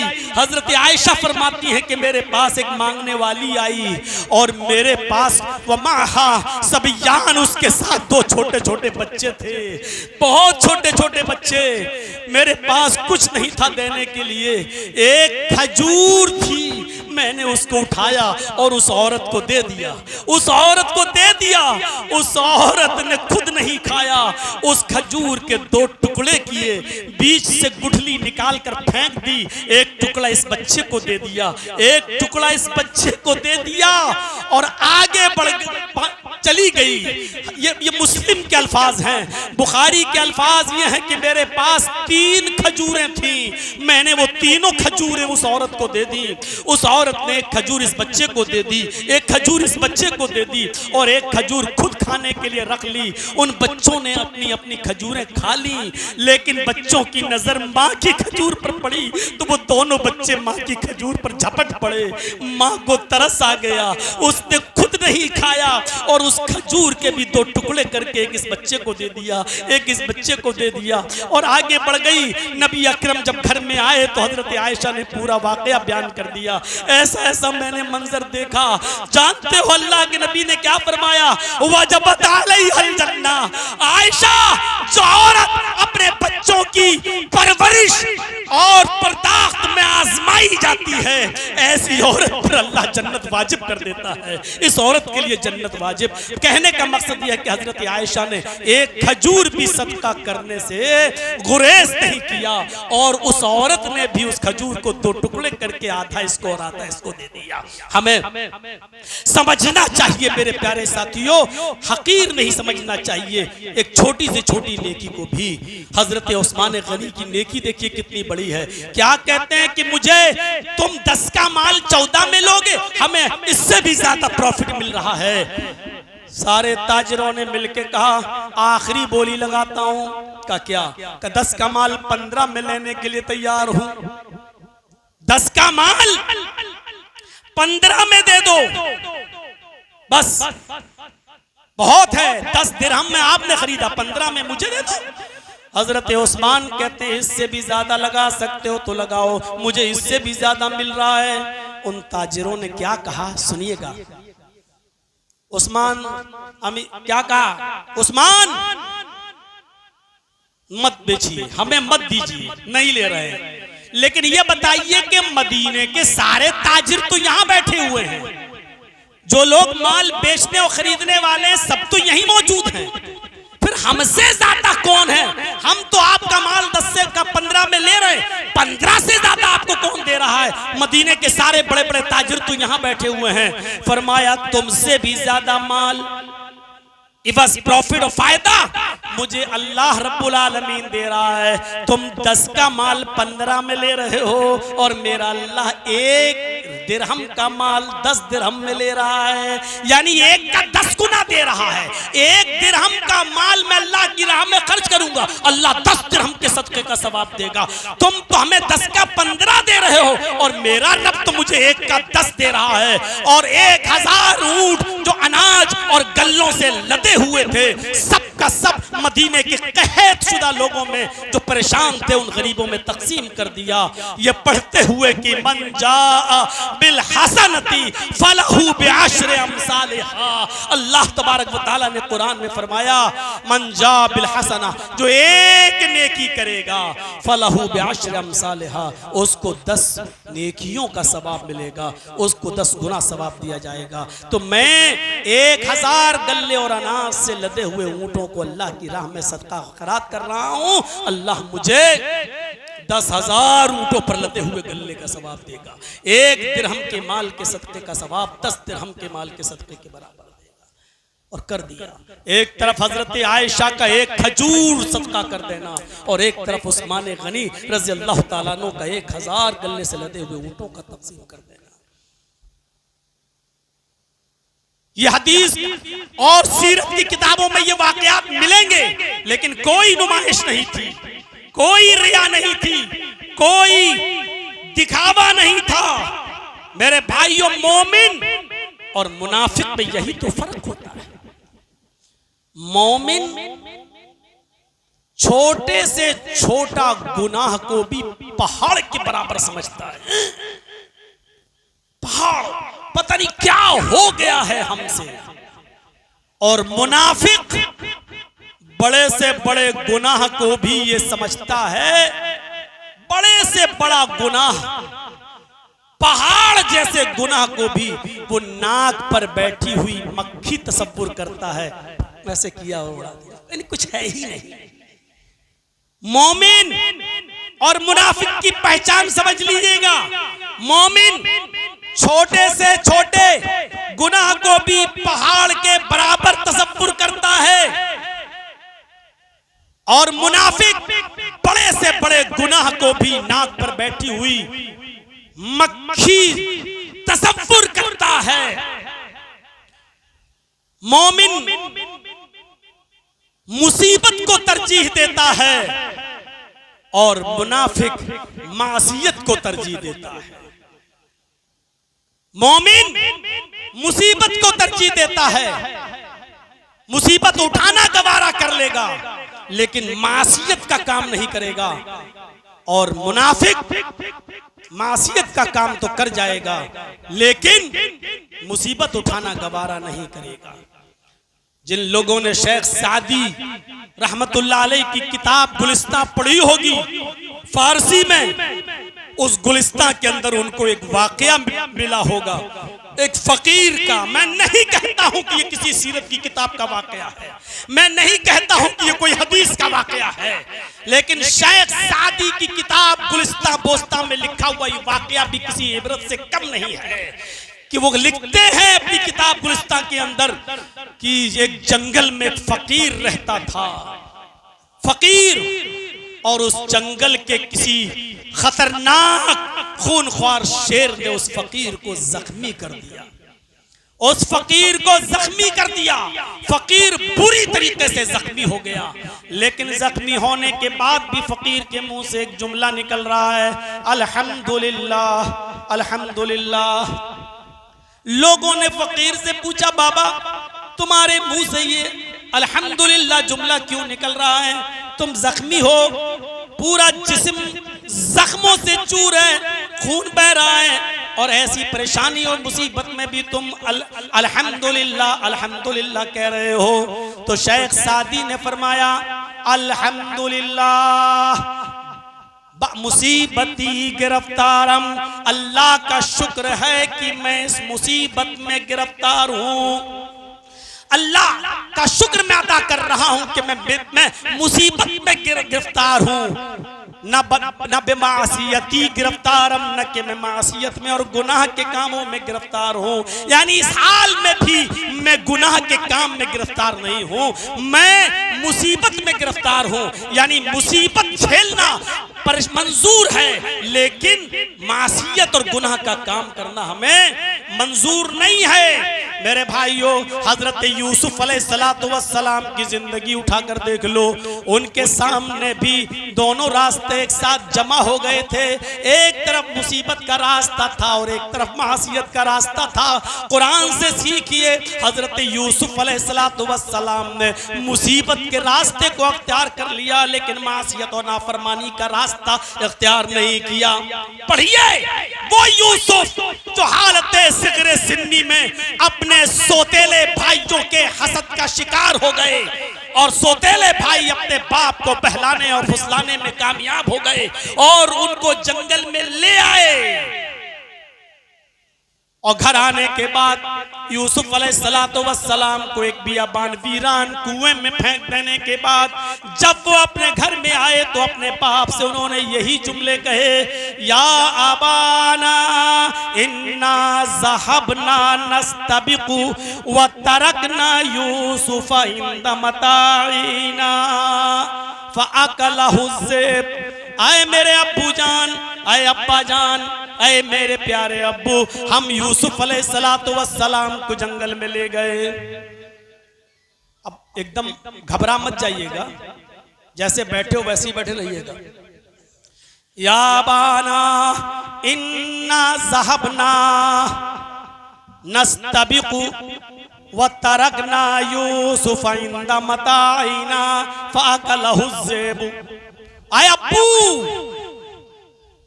हम जंगल में ले गए यूसुफ को, हम खेल कूद में लग गए, दौड़ भाग में लग गए, हम एक दूसरे के दौड़ के मुकाबला करने लगे। व तरकना यूसुफ इंद मताइना, और यूसुफ को अपने सामान के पास देख रेख के लिए, हिफाजत करने के लिए छोड़ दिया। आइए जरा देखिएगा, यूसुफ को हमने छोड़ दिया अपने सामान की हिफाजत करने के लिए, हम खेल कूद में लग गए, दौड़ भाग में लग गए। फाकलहु ज़ेब, बस भेड़िया आया और वो यूसुफ को खा गया। सफेद झूठ, बिल्कुल उससे भी बड़ा झूठ जो आजकल सबसे बड़ा शख्स भी बोलने में नहीं शर्माता है। इन्ना ज़हबना नस्तबिकु, हम खेल कूद में लग गए, दौड़ भाग में लग गए। व तरकना यूसुफ इंद मताइना, और यूसुफ को अपने सामान के बीच छोड़ दिया हिफाजत के लिए। फाकलहु ज़ेब, भेड़िया खा गया। और मुंह कैसे बनाया, गौर कीजिएगा आगे वाले जुमलों पर। वमान तब मुमिनिन लना, आप हमारी बात क्यों मानेंगे, आप हमारी बात क्यों मानने लगे। वलौ कुन्ना सादिकीन, अगरचे हम सच ही क्यों ना बोल रहे हो, हम कितने बड़े सच्चे ही क्यों ना हो, लेकिन आप तो हमारी बात मानेंगे नहीं। क्यों मानेंगे, आप तो कह देंगे हम तो पहले ही मना कर रहे थे, लेकिन अब्बू जान ये सच है कि यूसुफ को भेड़िया खा गया। यकीन नहीं आता है तो मैं कमीज लाया हूं, इसमें खून देख लीजिए। और वो यूसुफ अलैहिस्सलातु वस्सलाम की कमीज उतार कर एक बकरी का खून लगा कर ले आए थे। कुरान कहता है कि वो झूठी कमीज के साथ, झूठा खून लगाकर यूसुफ की कमीज के साथ आए और अपने बाप को दे दिया। बहुत से मराहिल से गुजरे, आगे बताता हूं। ये बाप बेटों की जो बातें हुई वो अलग, यहां यूसुफ का हाल क्या था, अभी बच्चे ही हैं, डाल दिए गए। उधर से काफिला आया, पानी की प्यास लगी थी, वो पानी की डोल लेकर कुएं में डालने लगा। उसने झांक कर देखा, इसमें तो एक बच्चा पड़ा है, लड़का पड़ा है। उसने नीचे झांक कर देखा, उसमें एक लड़का पड़ा हुआ है। अपने साथियों को पुकार कर कहता है, या बुशरा हाजा गुलाम, आए मेरे साथियों तुम्हें खुशखबरी हो, यहाँ एक लड़का मौजूद है, पानी नहीं, इस वीरान कुएं में एक लड़का पड़ा हुआ है। काफिले के लोगों ने उस लड़के को निकाला, खूबसूरत बच्चा था, उस बच्चे को निकाला। फिर हम बीच से कुछ चीजें छोड़ते हुए आगे की तरफ बढ़ रहे हैं। फिर यूसुफ अलैहिस्सलातु वस्सलाम को मिस्र के बाजार में बेच दिया गया। कुरान कहता है, वशरौहु बिसमनिन बख्सिन दराहिम मादूदा, क्या हैसियत थी, बहुत सस्ती कीमत में। शरौहु बिसमनिन बख्सिन, रद्दी कीमत में, बहुत सस्ती कीमत में। और उसकी भी तशरीह कर दी, दराहिम मादूदा, चंद सिक्कों में, चंद दिरहमों में यूसुफ को बेच दिया। खूबसूरत बच्चे की भी कोई कीमत नहीं रही, चंद सिक्कों में बेच दिया। हम अपनी भाषा में बोलें तो चंद टकों में बेच दिया। इतना ही मिल गया तो काफी, क्यों मेहनत करके थोड़ी लिया है, कुएं में पड़ा था निकाला, हम क्या करेंगे, रखे खिलाए पिलाए, बेच दिया। वशरौहु बिबख्सिन, क्या बिसमनिन, सस्ती कीमत में, दराहिम मादूदा, गिनती के चंद सिक्कों में बेच दिया। अजीजे मिस्र ने उस बच्चे को खरीदा, अपने घर लाए, बीवी से कहा इसको रख लो, हो सकता है आगे इसकी इज्जत करो, अच्छे सुलूक के साथ इसको रखो, और रखने के बाद आगे चलकर ये हमें नफा पहुंचाएगा, या नत्तखिज़ वलदन, या हम इसको बेटा बना लेंगे। यूसुफ अलैहिस्सलाम अब ये अजीब, जैसे जैसे बड़े होने लगे, बुलूगत को पहुंचने लगे, खूबसूरती भी उनकी दोबाला होने लगी, निखरने लगे, हसीन और जमील, ये हमें नफा पहुंचाएगा, या हम इसको बेटा।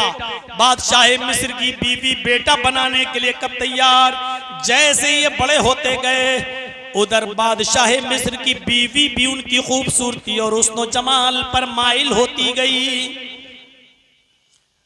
ये चर्चे मिस्र के बाजारों में होने लगे और घर घर ये चर्चे होने लगे कि देखो बादशाह मिस्र की बीवी को क्या हो गया। वो अपने गुलाम को दिल दे बैठी, अपने गुलाम की तरफ माइल हो गई।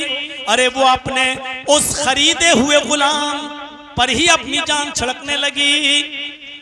जब बादशाह मिस्र की बीवी ने सुना कि हमारे बारे में ये चर्चे अब आम हो चुके हैं, मिस्र की गली गलियों कोने कोने में ये चर्चे हो रहे हैं कि बादशाह मिस्र की बीवी अपने गुलाम को दिल दे बैठी, उसके साथ उसने माइल होने लगी और उसका झुकाव उसकी तरफ है, लेकिन वो नौजवान लड़का उसकी तरफ नजर उठाकर भी नहीं देखता और अभी तक बचा हुआ है। अपनी ये बेइज्जती वो बादशाह मिस्र की बीवी, अजीज़े मिस्र की बीवी बर्दाश्त न कर सकी। उसने उन तमाम औरतों को दावत दे दी। सुनिए, आ रहा है वो मसला। उसने अपनी तमाम औरतों को, सहेलियों को और मिस्र की औरतों को दावत दे दी और उनके लिए दस्तरखान बिछा दिया। और दस्तरखान बिछाने के बाद उसके ऊपर फल और छुरियां भी रख दी। हर औरत को एक एक छुरी और उनके सामने फल रख दिए, कालो खाओ। औरतें फलों को काटने लगी, काटा और फिर उसको भी टुकड़े टुकड़े करके खाने लगी। फल काटती जाती और खाती जाती। ऐन इसी मौके पर कि जब मिस्र की औरतों के हाथों में छुरियां थीं और वो फल काट काट के खा रही थीं, अजीज़े मिस्र की बीवी ने कहा निकल जाओ, आए यूसुफ इन औरतों के सामने से गुजर जाओ। यूसुफ अलैहिस्सलाम जब उन औरतों के सामने से गुजरे, कत्तानाई दिया हुन्ना, उन औरतों ने छुरी बजाए फलों पर चलाने के अपनी उंगलियों पर चला ली। अल्फाज की ज़्यादती माना की ज़्यादती पर दलालत करती है। अरबी ज़बान में कत्ता यक्ताओं के माना होते हैं काटना, और जब यही बाबे तफ़ईल में चला जाए कत्ता युकत्तियों के माना होते हैं टुकड़े टुकड़े करना। उन्होंने अपनी उंगली काटी ही नहीं बल्कि कई जगह से टुकड़े टुकड़े कर डाली। कत्ताना दिया हुन्ना, यहाँ देखती जा रही, इधर उंगली कट गई, इधर कट गई, इधर कट गई, और यूसुफ अलैहिस्सलाम को वो देखती चली गई। उनके हुस्न जमाल को वो गौर से देखने लगी। उंगलियां कटती जा रही और चीरती जा रही। हाशा लिल्लाह मा हाजा बशरा इन हाजा इल्ला मलकुन करीम। हाशा लिल्लाह, हरगिज नहीं, मा हाजा बशरा, अरे ये तो इंसान है ही नहीं, ये तो इंसान दिखाई नहीं देता। हुस्न जमाल और खूबसूरती के इस मुजस्समे को जब मैं देखती हूँ, हुस्न जमाल के इस पैकर को जब मैं देखती हूँ, तो कहने पर मजबूर हूँ इन हाजा इल्ला मलकुन करीम, ये कोई करीम फरिश्ता, मुकर्रम फरिश्ता, मोहतरम फरिश्ता, बुजुर्ग फरिश्ता नजर आ रहा है। अजीज मिस्र की बीवी को कहने का मौका मिल गया, आए मिस्र वालियों कहो, अभी तक तो मैं इस लड़के पर दिल दे रही थी, अब तुम्हारा क्या हाल है? इंसान मानने ही से इनकार कर दिया। फरिश्ता तक कहने लगी हो, फलों को काटने के बजाय अपनी उंगलियां ही काट डाली और तकलीफ का एहसास भी नहीं हो रहा है। अभी तक मैं माइल थी, अब तुम सब इसकी तरफ माइल होने लगी हो।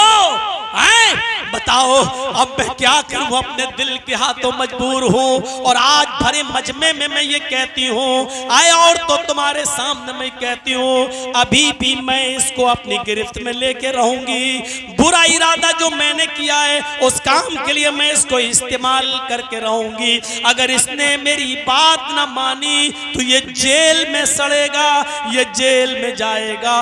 उन तमाम औरतों के सामने बादशाह मिस्र की बीवी ने इस बात का इकरार भी कर लिया।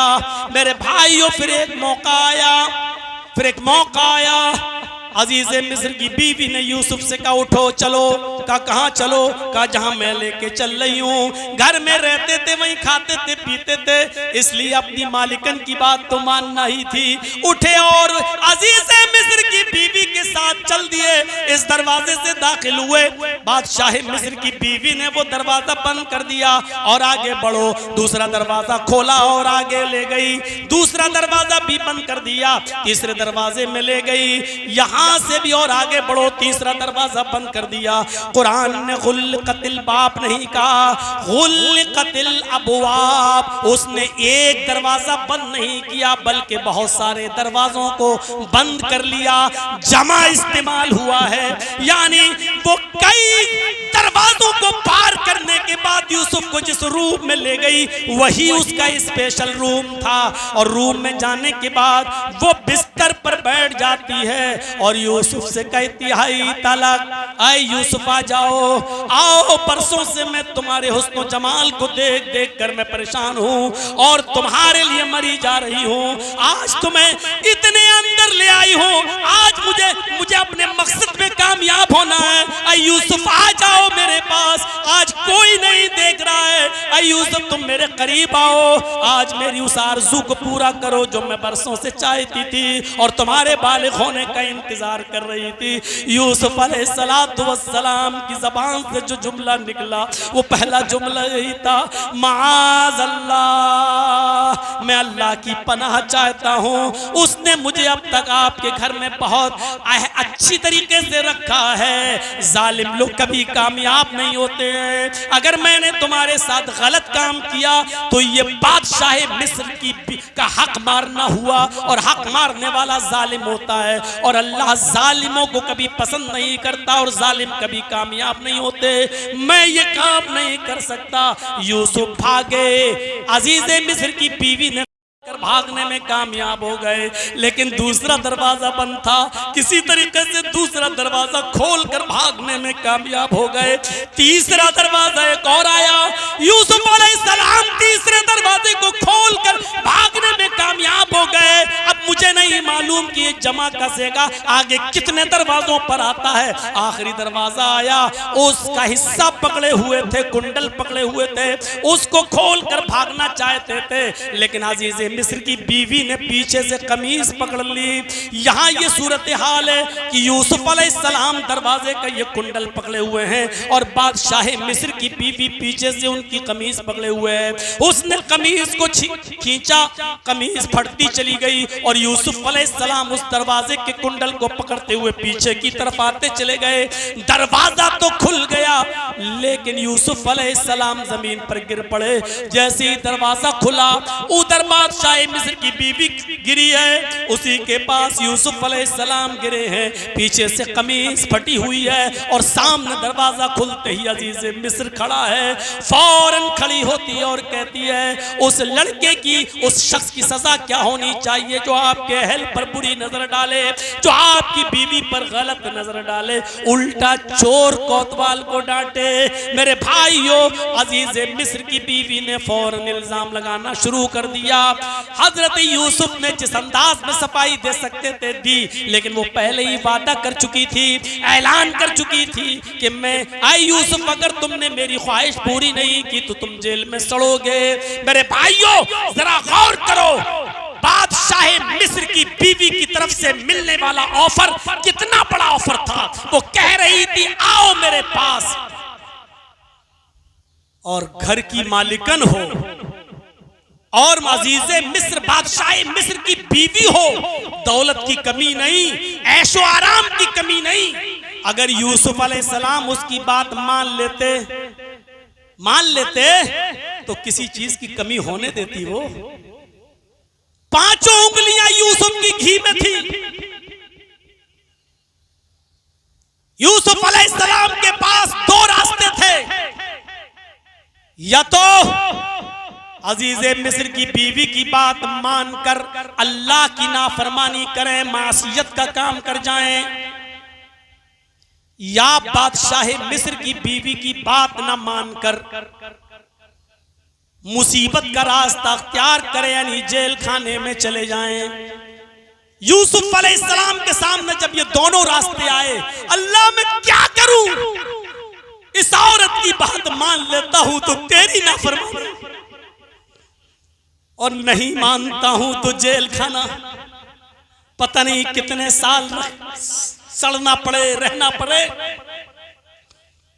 अय अल्लाह, मेरे सामने दो रास्ते हैं, एक मुसीबत का और दूसरा रास्ता मासियत का, मैं कौन सा रास्ता अख्तियार करूं? तो यूसुफ अलैहिस्सलाम ने जो जुमले अदा किए, कुरान उसको रिकॉर्ड करता है। क्या फरमाया? रब्बिस सिजनु अहब्बु इलैया, रब्बिस सिजनु अहब्बु इलैया मिम्मा यदऊननी इलैहि। सूरह यूसुफ पढ़िए। ऐ अल्लाह, मुझे जेल का रास्ता, जेल खाने की मुसीबत ज्यादा महबूब है। रब्बिस सिजनु, आए मेरे रब, जेल खाना अहब्बु इलैहि, ज्यादा मुझे महबूब है, ज्यादा पसंद है मुझे। यदऊननी इलैहि, किससे? उस खुराफातों से, उन मासियत के रास्तों से जिनकी तरफ ये मुझे बुला रही है। एक औरत नहीं, यदऊननी जमा मुअन्नस गायब का सेगा। यूसुफ अलैहिस्सलाम को कोई एक औरत सिर्फ बादशाह मिस्र की बीवी ही नहीं माइल करना चाह रही थी, मिस्र की और औरतें भी लाइन में खड़ी थी कि मेरे पास आ जाओ, हम भी तुम्हारे साथ रात गुजारने के लिए तैयार हैं। इसलिए जमा मुअन्नस गायब का सेगा इस्तेमाल हुआ। मिम्मा यदऊननी इलैहि, अल्लाह मुझे जेल खाना ज्यादा पसंद है, उस रास्ते पे चलना पसंद नहीं जिन रास्ते की तरफ ये मुझे बुला रही हैं, ये मुझे दावत दे रही हैं, ये मुझे बहका रही हैं। मैं नहीं जाना चाहता हूं उस रास्ते की तरफ। वइल्ला तस्रिफ अन्नी कैदहुन्ना, और मेरे परवरदिगार, अगर तूने मुझे न फेरा, इनकी चालों से महफूज न रखा, अगर तूने मुझे इनकी चालों से महफूज न रखा, अगर तूने मुझे इनकी चालों से न बचाया, अस्बु इलैहिन्ना, तो मैं भी इनकी चालों में पड़ जाऊंगा, मैं भी बहक जाऊंगा। आय अल्लाह, कोशिश मैं कर सकता हूं लेकिन बचाने वाला तो तू है। आय अल्लाह, अगर तूने मुझे इनकी चालों से महफूज नहीं रखा। कैदहुन्ना का भी जुमला बतला रहा है कि सिर्फ एक औरत की चाल नहीं, उन तमाम औरतों की चालों से बचने के लिए यूसुफ अलैहिस्सलाम ने कहा, ऐ अल्लाह, अगर तूने मुझे इनकी चालों से महफूज न किया, अस्बु इलैहिन्ना, तो मैं भी इनकी तरफ गिर पड़ूंगा, माइल हो जाऊंगा। व अकुम मिनल जाहिलीन, और नादानों में, जाहिलों में मेरा शुमार हो जाएगा। पूरा वाकया बताने का मेरा मकसद सिर्फ ये है कि हम ये गौर करें, सिर्फ ये सोचें कि यूसुफ अलैहिस्सलाम के पास दो ऑप्शन थे, एक मुसीबत का, एक मासियत का। लेकिन मोमिन मुसीबत का रास्ता अख्तियार कर लेता है, मासियत का रास्ता नहीं। तकलीफें उठाना गवारा है लेकिन गुनाह करना गवारा नहीं। अल्लाह के नबी फरमाते, क़यामत के दिन अर्श इलाही के साए में जो 7 किस्म के लोग होंगे, जो 7 किस्म के लोग होंगे, उन 7 किस्म के लोगों में एक शख्स वो भी होगा। कौन? सबातुन युज़िल्लुहुमुल्लाहु फी ज़िल्लिही, 7 किस्म के लोग कयामत के दिन अर्श के साए में होंगे।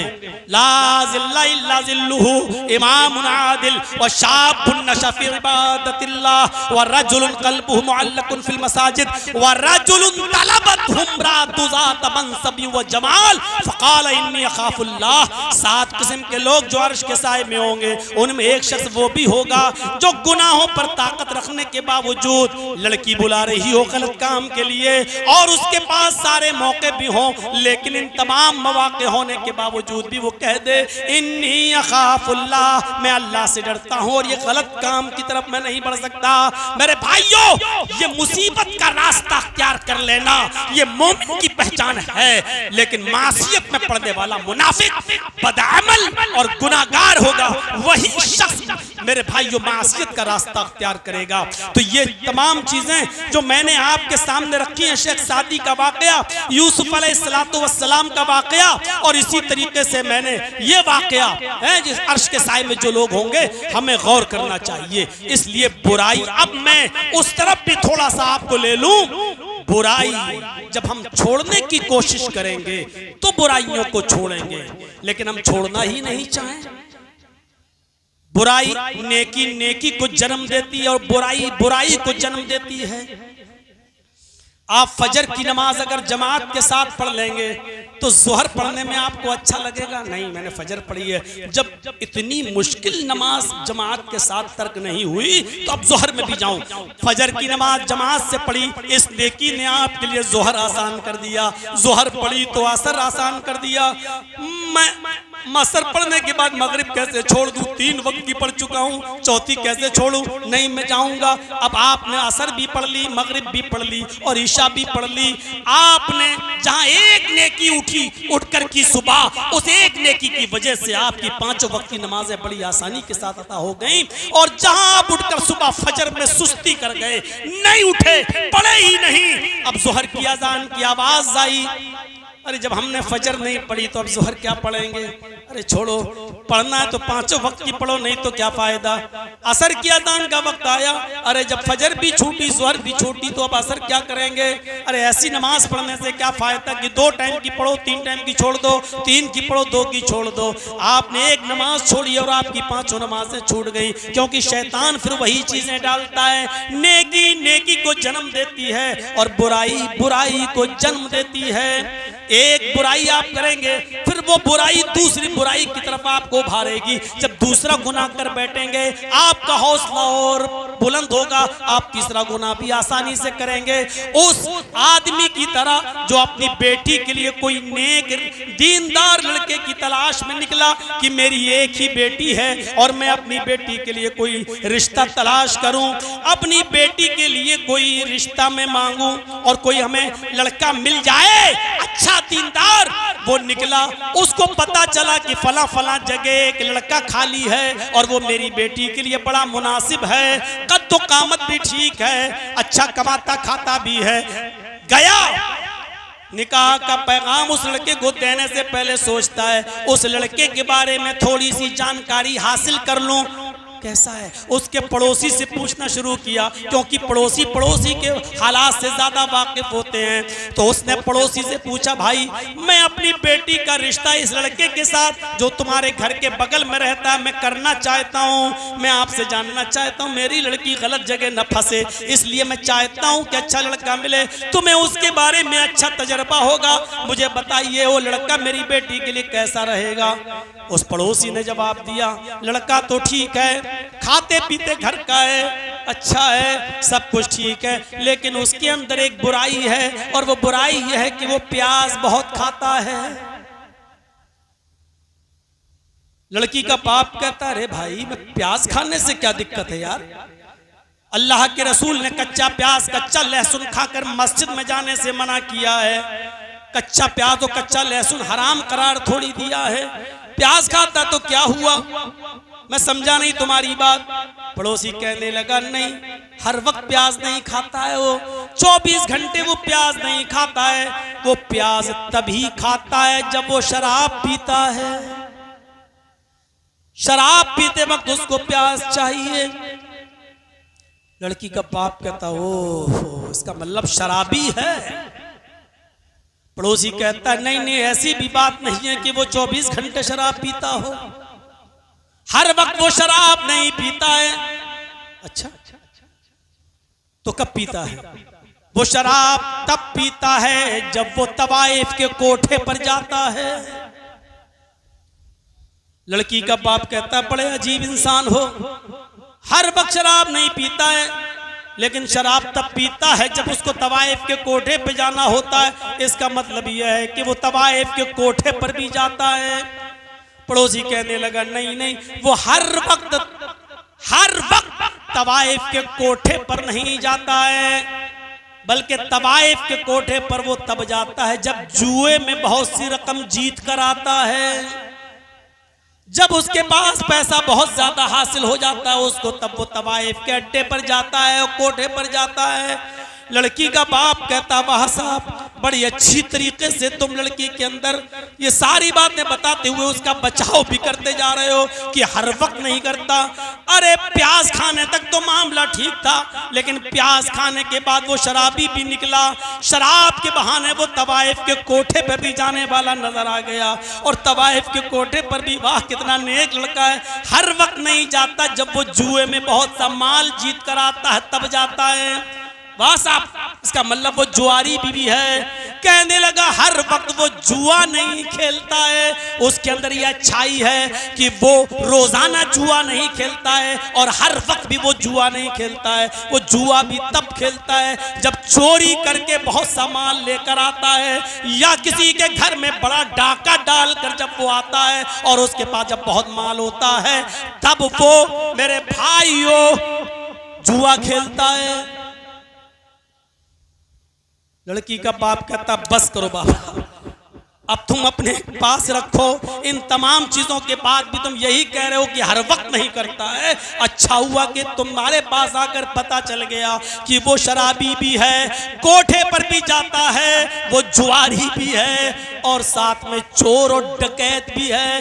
बताने का मकसद ये कि एक बुराई दूसरी बुराई को जन्म देती है और एक नेकी दूसरी नेकी को जन्म देती है।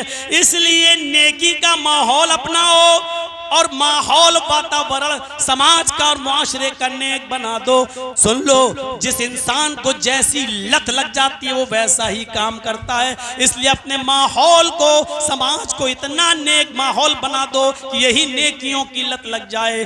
जैसे एक नालियां और गलाजत साफ करने वाला आदमी बेचारा एक इतर फरोश की गली से गुजरा जहां इतरी बनाए जाते थे और पूरे की पूरी सोसाइटी में इतर खुशबू का माहौल था, लेकिन यह आदमी तो गलाजत और गंदगी उठाने का और फेंकने का काम किया करता था। ये गलाजत उठाने वाला, ये गंदगियां साफ करने वाला, 24 घंटे बदबू में रहने वाला, जब कन्नौज की खूबसूरत और इत्र फरोश, इत्र से लबरेज और खुशबूदार गलियों से गुजरा तो बेहोश हो गया। खुशबू उसके नाक में गई, उसको सूंघ कर बेहोश हो गया। और फिर उसको होश में लाने के लिए उन इत्र वालों ने क्या जतन नहीं किए। उसके ऊपर गुलाब जल छड़का लेकिन होश नहीं आया। उसको जन्नतुल फिरदौस लगाया, होश नहीं आया। उसकी नाक में मेरे भाइयों ऊद और कस्तूरी डाली गई लेकिन उसको होश नहीं आया, वो बेहोश ही पड़ा रहा। तब लोगों ने उसके भाई को बुलाया कि तेरा भाई बेहोश पड़ा हुआ, इधर आए। भाई ने जब उस गली में आने के बाद देखा ये बेहोश है, कहने लगा अरे तुम क्या कर रहे हो, इस आदमी को गुलाब जल से नहला रहे हो, इतर लगा रहे हो। अरे नहीं नहीं मेरा भाई अभी होश में आएगा। फौरन वो अपने मोहल्ले में गया और अपनी गलियों में जाने के बाद उसने थोड़ी सी गलाजत, लैट्रीन और गंदगी उठाई और लाने के बाद उसने अपने भाई की नाक के पास रख दिया। उस बदबू को सूंघा, उसको होश आ गया। मेरे भाइयों, जो आदमी जिस माहौल में रहता है उसको वही चीज पसंद आती है। ऐसा गंदगी उठाने वाला आदमी जब इतर फरोश की गलियों में गुजरा तो बेहोश हो गया। जब उसको लैट्रीन सुंघाई गई तभी उसको होश आया। मेरे समाज में रहने वाले लोगों, अपने समाज को किस तरीके से बनाओगे? यही वजह आज हमारे समाज का ये हाल है। कहने पर मजबूर हो रहा हूं, मुझे हो सकता है कि ये कहने के बावजूद एक और मुकदमा ठुक जाए मेरे ऊपर। आए बनारस वालों, तुम्हारे इलाके की लड़कियां भी मुर्तद हो रही हैं, इर्तिदाद का शिकार हो रही हैं और गैर मुस्लिमों के साथ उन्होंने भी अपने रिश्ते कायम कर रखे हैं और उनके साथ भी मोबाइलों पे चैटिंग हो रही है। 80 घाट पर जा जाकर वो भी गैर मुस्लिम लड़कों के साथ मिल रही हैं। अपने समाज को इस तरीके का बनाने के लिए ऐ बनारस के साहूकारों तुम्हारा भी हाथ है, इस समाज के चौधरियों तुम्हारा भी हाल है। इन कॉलेजेस और यूनिवर्सिटियों में नंगा माहौल और अपनी लड़कियों को बिल्कुल आजादी के साथ आजाद छोड़ देना, अकेले स्कूल स्कूल भेजना और अकेले कॉलेज से लाना, ये भी उसका एक हिस्सा है। इसलिए अब रोइए मत। जो माहौल आपने अपनी बेटियों को दिया है उस माहौल का असर है। जब गलाजत का माहौल मिलेगा तो खुशबू कहां से आएगी? मेरे भाइयों, इस दौर से हमारी बहनों को और बेटियों को गुजरना पड़ेगा और आए उन बेटियों के माँ बाप तुम्हें रोना पड़ेगा, लेकिन रोकर भी कोई फायदा नहीं है, क्योंकि दूसरी तंजीमें उनको हाथों हाथ लेने के लिए तैयार हैं। बल्कि ऐसा करने वाले गैर मुस्लिम लड़के को 2.5 लाख 5 लाख का चेक देने के लिए तैयार हैं, उनको घर भी देने के लिए तैयार हैं। आप कुछ नहीं कर सकते हो। आपके घर की बेटी गैर मुस्लिम के साथ भागेगी, जाएगी, निकाह करेगी, एक तो बच्चों का मां बनने के बाद उसको वहां से धुतकारा जाएगा। अरे जो कौम आज तक अपने ही दलित समाज को मकाम और मर्तबा न दे सकी हो, अपनी बिरादरी के लोगों को मकाम और मर्तबा न दे सकी हो, उसको मंदिर में बड़े बड़े लोगों के साथ पूजा करने की इजाजत न दे सकी हो, मेरे भाइयों, वो कौम तुम्हारी बेटियों को कैसे अपनाएगी? 2 बच्चों की मां बनाकर उसको भगा दिया जाएगा, निकाल दिया जाएगा। इधर आप भी अपनी बेटी के लिए दरवाजे बंद कर चुके होंगे, क्योंकि भाग गई, हमसे गई, जग से गई, हमने उसके लिए अपने घर के दरवाजे बंद कर लिए, मैं उसके लिए मर गया, वो मेरे लिए मर गई। अब आपकी बेटी उधर की भी नहीं रहेगी, इसलिए कि वो अपने समाज को जगह नहीं दे सके तो तुम्हारी बेटियों को क्या जगह देंगे? अब उस बेटी के लिए 2 ही रास्ते हैं, या तो जहर खा के मर जाए, आत्महत्या कर ले, या किसी तवाइफ के चकले और कोठे पे जाकर अपना जिस्म फरोश बन जाए और अपना जिस्म को बेचने लगे। मेरी बहनों और मेरी कौम की बेटियों, इस साजिशों को कब समझोगी? अभी जवानी के जज्बे और जोश में तुम्हें यह नजर नहीं आ रहा है, लेकिन एक दिन तुम्हें नजर आएगा, पछताओगी, और उस वक्त मौलाना जर्जीस के जुमले कभी यूट्यूब पर सुनते सुनते तुम्हारे कानों में भी गुजर जाएंगे और चीख उठोगी, काश उस वक्त मैंने समझदारी से काम लिया होता तो कितना अच्छा होता। ऐसी कितनी लड़कियों की दास्तानें मैं जानता हूं मेरे भाइयों, जो अब न घर की रही, न घाट की, न वो अपने माँ बाप के घर की रही, न उनके घर की। ऐसी कितनी लड़कियां हैं मेरे भाइयों जो तवाइफों के चकलों पर और अड्डों पर बैठकर अपनी जिस्म फरोशी के धंधे में उतर गई हैं, इसलिए कि उनके पास खुदकुशी और धंधे में उतरने के अलावा कोई रास्ता नहीं है। कौन जिम्मेदार है? माहौल को कौन सही बनाएगा? मेरे भाइयों, इन तमाम गुनाहों में पड़ने के बाद अब सुनो, अल्लाह तबारक व तआला ने अगर कोई बीमारी पैदा की है तो उसका इलाज भी उतारा है। अगर हमें बुखार आता है, यकीनन ये बीमारी अल्लाह ने पैदा की है, तो इस बुखार का इलाज पैरासीटामोल और डोलो की शक्ल में मौजूद है। दुनिया में कोई बीमारी ऐसी है ही नहीं जो पैदा तो हुई हो लेकिन उसका इलाज ना आया। खुद अल्लाह के नबी फरमाते हैं, अल्लाह ने मौत के अलावा हर बीमारी का इलाज उतारा है। इसका मतलब यह है कि कैंसर का भी इलाज है।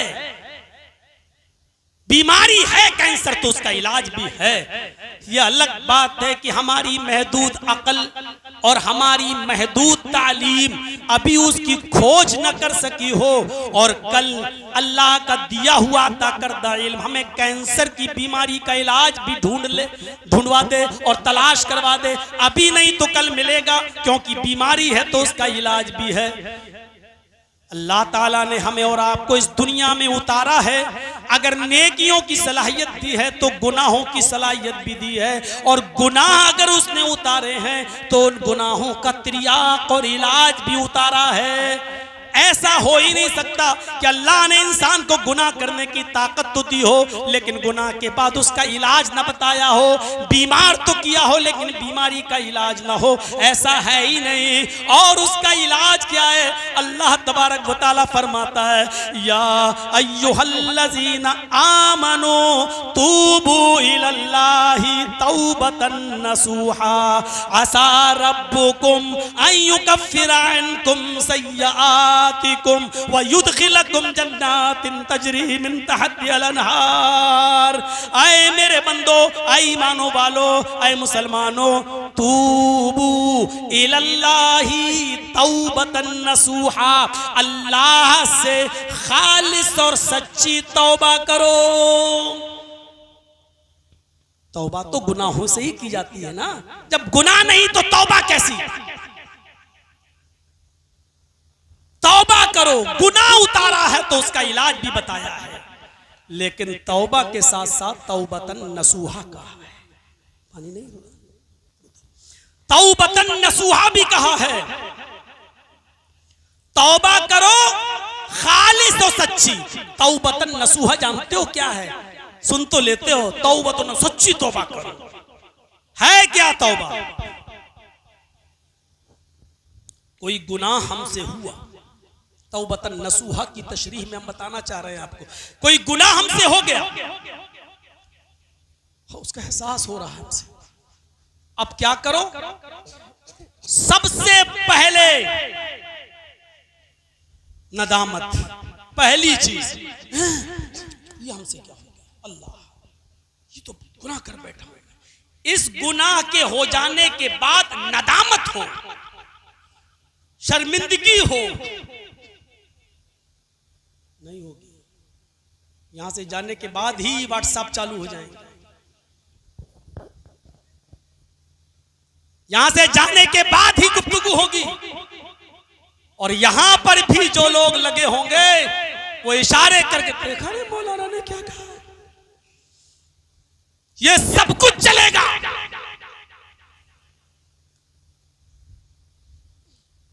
चलो तो अल्लाह से तौबा तौबा, और फिर नदामत होनी चाहिए। गुनाह हो गया, नदामत पहली चीज। दूसरी चीज, जैसे ही वो गुनाह हुआ उस गुनाह को तर्क कर दिया जाए। नहीं नहीं, तौबतन नसूहा में ये चीज शामिल है। पहली चीज, गुनाह हो जाने के बाद हमें नदामत हो, शर्मिंदगी हो उस गुनाह पर, पहली चीज।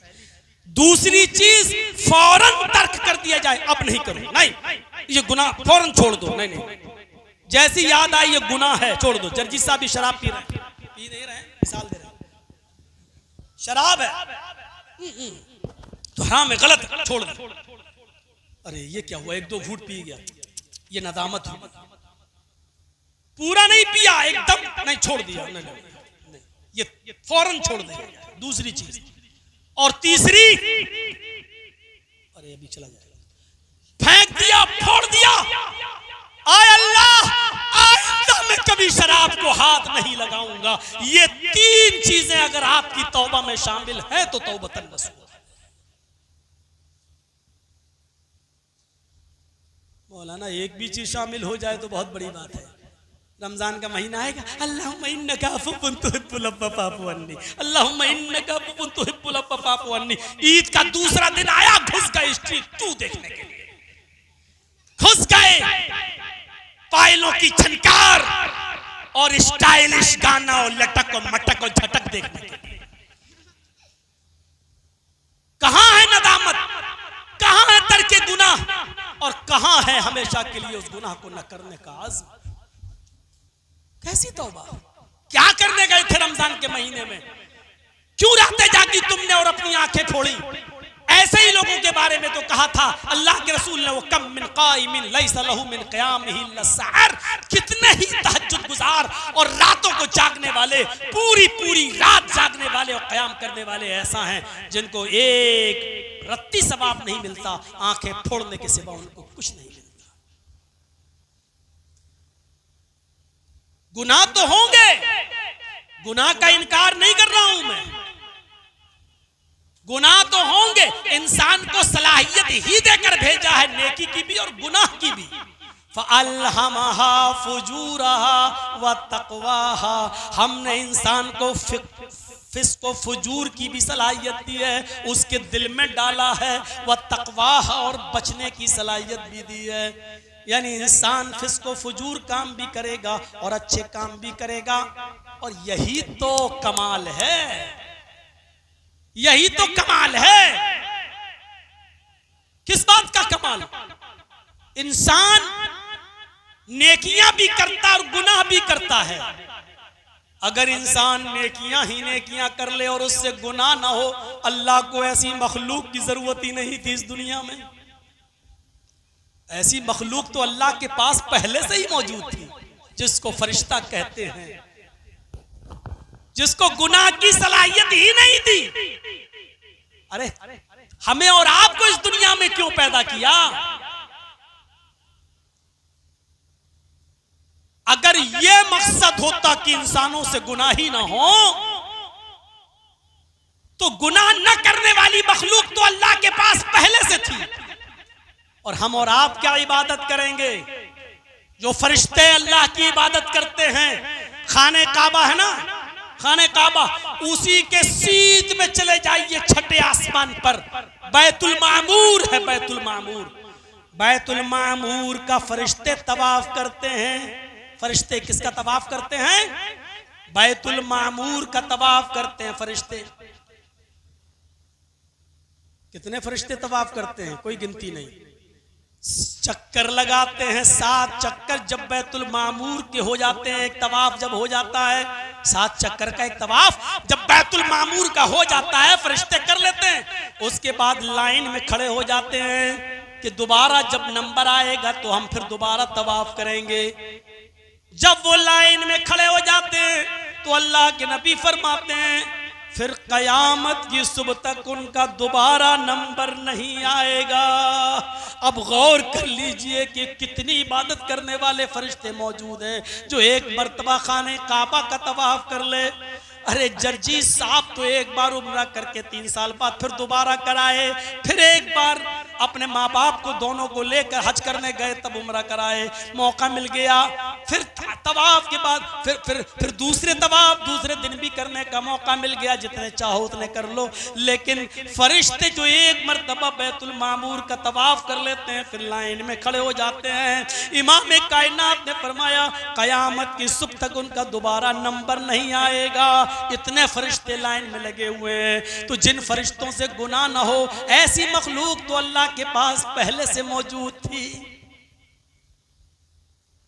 इंसान ऐसी मखलूक की कोई इस दुनिया में पैदा किया जो मेरे बंदे गुनाह भी करें और गुनाह करने के बाद फिर वो मेरी वहदानियत का इकरार करके सबसे बड़ा मुझको जानकर मेरे सामने रुजू भी हो और दुआ पढ़े और कहें अस्तगफिरुल्लाह मिन कुल्ल, अस्तगफिरुल्लाह रब्बी मिन कुल्ल ज़म्बिन व अतूबु इलैहि, अस्तगफिरुल्लाह रब्बी, मैं मगफिरत तलब करता हूँ उस रब से, जो उस अल्लाह से जो मेरा रब है, मिन कुल्ले ज़म्बिन, हर गुनाह से। अय अल्लाह मुझे पता नहीं मैंने कौन सा गुनाह किया और नहीं किया, मुझे बहुत से गुनाह याद हैं और बहुत से गुनाह याद भी नहीं है, कुछ अनजाने में हुए, कुछ जान बूझ कर हुए। अय अल्लाह मैं हर गुनाह से तेरी मगफिरत चाहता हूँ, वातूबु इलैहि, और तेरी तरफ ही मैं रुजू कर रहा हूँ, तेरी तरफ भी मैं पलट कर जा रहा हूँ। ये इस्तिग़फ़ार वो चीज़ है जिसका हुक्म अल्लाह ताला ने नबी को भी दिया। वो नबी जो मासूम अनिल खता है, जिससे कोई गुनाह नहीं, मासूम अनिल खता, जिनको बनाकर भेजा है। लेकिन अल्लाह ने नबी से भी कहा वक़ुर रब्बिग़फ़िर वरहम व अंत खैरुर राहिमीन। आए नबी कह दो रब्बिग़फ़िर, ऐ मेरे रब मग़फ़िरत फरमा दे, वरहम रहम फरमा, वअन्त खैरुर राहिमीन, तू सबसे बेहतर रहम करने वाला है, तू सबसे अच्छा रहम करने वाला है। यही मग़फ़िरत की दुआ हज़रत अबू बकर सिद्दीक़ भी इस तरह किया करते थे। अल्लाहुम्मा इन्नी ज़लमतु नफ़्सी ज़ुल्मन कसीरा वला यग़फ़िरुज़्ज़ुनूबा इल्ला अंत फ़ग़फ़िर ली मग़फ़िरतम मिन इंदिक वरहम इन्नका अंतल गफूरुर रहीम। आए मेरे अल्लाह, अल्लाहुम्मा इन्नी ज़लमतु नफ़्सी ज़ुल्मन कसीरा, मैंने अपने नफ्स के ऊपर बहुत ही ज़्यादा जुल्म और बहुत ही ज़्यादा गुनाह किए हैं। वला यगफिरुज़्ज़ुनूब इल्ला अंत, और तेरे अलावा इन गुनाहों को कोई नहीं बख्श सकता है। फ़ग़फ़िरली मग़फ़िरतम मिन इंदिक, ऐ अल्लाह मुझे अपने पास से और अपने रहमो करम से बख्श दे। मेरी इबादतें इस लायक नहीं जो मुझे बख्शवा सकें, मेरे नेकियां इस लायक नहीं जो मुझे जन्नत में ले जा सकें। फ़ग़फ़िरली मग़फ़िरतम मिन इंदिक, तो अपने रहमो करम से मुझे बख्श दे, अपने रहमो करम से मुझे माफ़ फरमा दे, मेरी मग़फ़िरत फरमा। इन्नका अंतल गफ़ूरुर रहीम, तू बहुत ही ज़्यादा मग़फ़िरत बख्शिश करने वाला, बख्शने वाला और रहम करने वाला है। ये हजरत अबू बकर सिद्दीक भी दुआ मांगा करते थे। नबी अकरम जनाब मोहम्मद रसूलुल्लाह सल्लल्लाहु अलैहि वसल्लम अपनी मिसाल पेश करके लोगों से कहते हैं, वस्तगफिरू रब्बकुम व इन्नी लअस्तगफिरुल्लाह फिल यौमि मियता मर्रा। आए लोगों अपने रब से मग़फ़िरत तलब करो, आए लोगों अपने रब से मग़फ़िरत मांगो, आए लोगों अपने रब से बख्शिश तलब करो। खुद मेरा ये हाल है, व इन्नी लअस्तगफिरुल्लाह फिल यौम मियता मर्रा, मेरा खुद ये हाल है कि मैं एक दिन में 24 घंटे में 100 से ज्यादा मर्तबा अल्लाह से मग़फ़िरत तलब करता हूँ, इस्तिग़फ़ार करता हूँ। गौर कीजिए मेरे प्यारे साथियों, गुनाह तो होंगे, ऐसा हो ही नहीं सकता कि अल्लाह ने इंसान को जब गुनाह की सलाहियत देकर भेजा है तो गुनाह ही ना हो इंसान से। और एक बात कह दूं, थोड़ी सी अजीब सी लगेगी, अल्लाह की मशीयत भी ये नहीं है कि इंसान गुनाह ना करे। अगर गुनाह ना करे तो वो फरिश्ता नहीं हो जाएगा। जब गुनाह नहीं करेगा तो रुजू किसकी तरफ करेगा? अल्लाह की मशीयत भी यही है कि इंसान गुनाह तो करे, लेकिन गुनाह करने के बाद नादिम हो, गुनाह छोड़े और आइंदा उस गुनाह को न करने का अज़्म करे और मेरी तरफ मग़फ़िरत तलब करे और रुजू करे और तौबा करे। अल्लाह भी यही चाहता है। उसने कहा, कुल या इबादियल्लज़ीना असरफ़ू अला अनफुसिहिम ला तक़नतू मिन रहमतिल्लाह। नबी कह दो, आए अल्लाह के बंदो, मेरे बंदो, ला तक़नतू मिन रहमतिल्लाह, अगर तुमने अपने नफ्सों पर जुल्म किया है, नफ्सों पर जमीन और आसमान भरकर भी गुनाह कर लिए हो, तो ला तक़नतू मिन रहमतिल्लाह, तो अल्लाह की रहमत से ना उम्मीद मत हो जाओ। मैं उस तरफ जाना नहीं चाहता हूँ। 99 आदमियों को कत्ल करने वाले को अब मग़फ़िरत की ख्वाहिश हुई तो मसला पूछता फिर रहा है कि मेरी मग़फ़िरत होगी या नहीं। कम इल्म था, नहीं जानता था, कह दिया नहीं होगी। उसने उसको भी मार के पूरे 100 कर लिए, लेकिन फिर भी उसके अंदर तलब थी। फिर किसी ने उसको मशवरा दिया, फला बस्ती में सब नेक लोग रहते हैं, वहां सब अल्लाह से तौबा और इस्तिग़फ़ार करने वाले हैं, जा उस बस्ती की तरफ तौबा कर, शायद अल्लाह ताला तेरी तौबा कबूल कर सकता है। वो मग़फ़िरत की तलब में उस बस्ती की तरफ जाने लगा और बीच में गया तो मलकुल मौत आ गया और उसकी रूह कब्ज़ करने लगा। लेकिन रूह कब्ज़ होने लगी तो उस जमीन की तरफ थोड़ा सा एक बालिश या एक हाथ आगे बढ़ गया। जब उसकी रूह निकल गई तो अज़ाब के फरिश्ते कहते मैं लेके जाऊंगा, रहमत के फरिश्ते कहते मैं लेके जाऊंगा।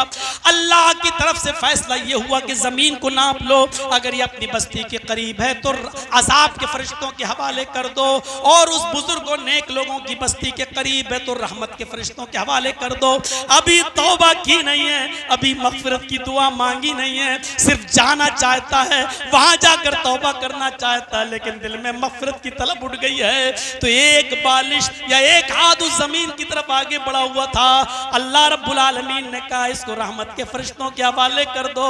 गौर करो, ये अल्लाह की रहमत है, ये अल्लाह की रहमत की वुसाअत है। मेरे भाइयों, उसको गफूरुर रहीम जानकर आप अल्लाह से दुआ करें। अल्लाह ने गुनाह करने की सलाहियत दी है तो उसका इलाज भी बताया है, तौबा और इस्तिग़फ़ार। लिहाजा तौबा और इस्तिग़फ़ार करते रहो, अल्लाह रब्बुल आलमीन से मग़फ़िरत की दुआ मांगते रहो, मग़फ़िरत की दुआ करते रहो।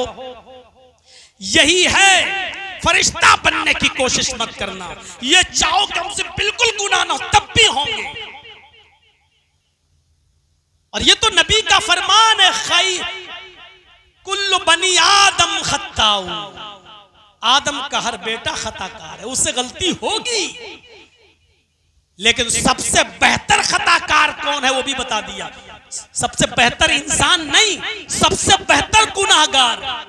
और गौर करो नबी क्या कह रहे हैं, कुल्लु बनी आदम खत्ताऊन, हर आदम के बेटे से खता होती है, गलती होती है, गुनाह होता है। सबसे बेहतर इंसान नहीं का, खैरुल खत्ताईन, सबसे बेहतर गुनाहगार। गुनाहगार भी बेहतर हो सकता है, गुनाहगार भी अच्छा हो सकता है, लेकिन अल्लाह के नबी क्या कह रहे हैं, खैरुल खत्ताईन, सबसे बेहतर गुनाहगार। अत्तवाबून, वो है जो गुनाह पर नदामत और शर्मिंदगी के बाद अल्लाह से रुजू कर ले और तौबा कर ले। सबसे बेहतर खताकार वो है जो खता के बाद माफी मांग ले, तौबा कर ले अल्लाह से। दिल चाहता है कि एक चीज बताऊं आपको,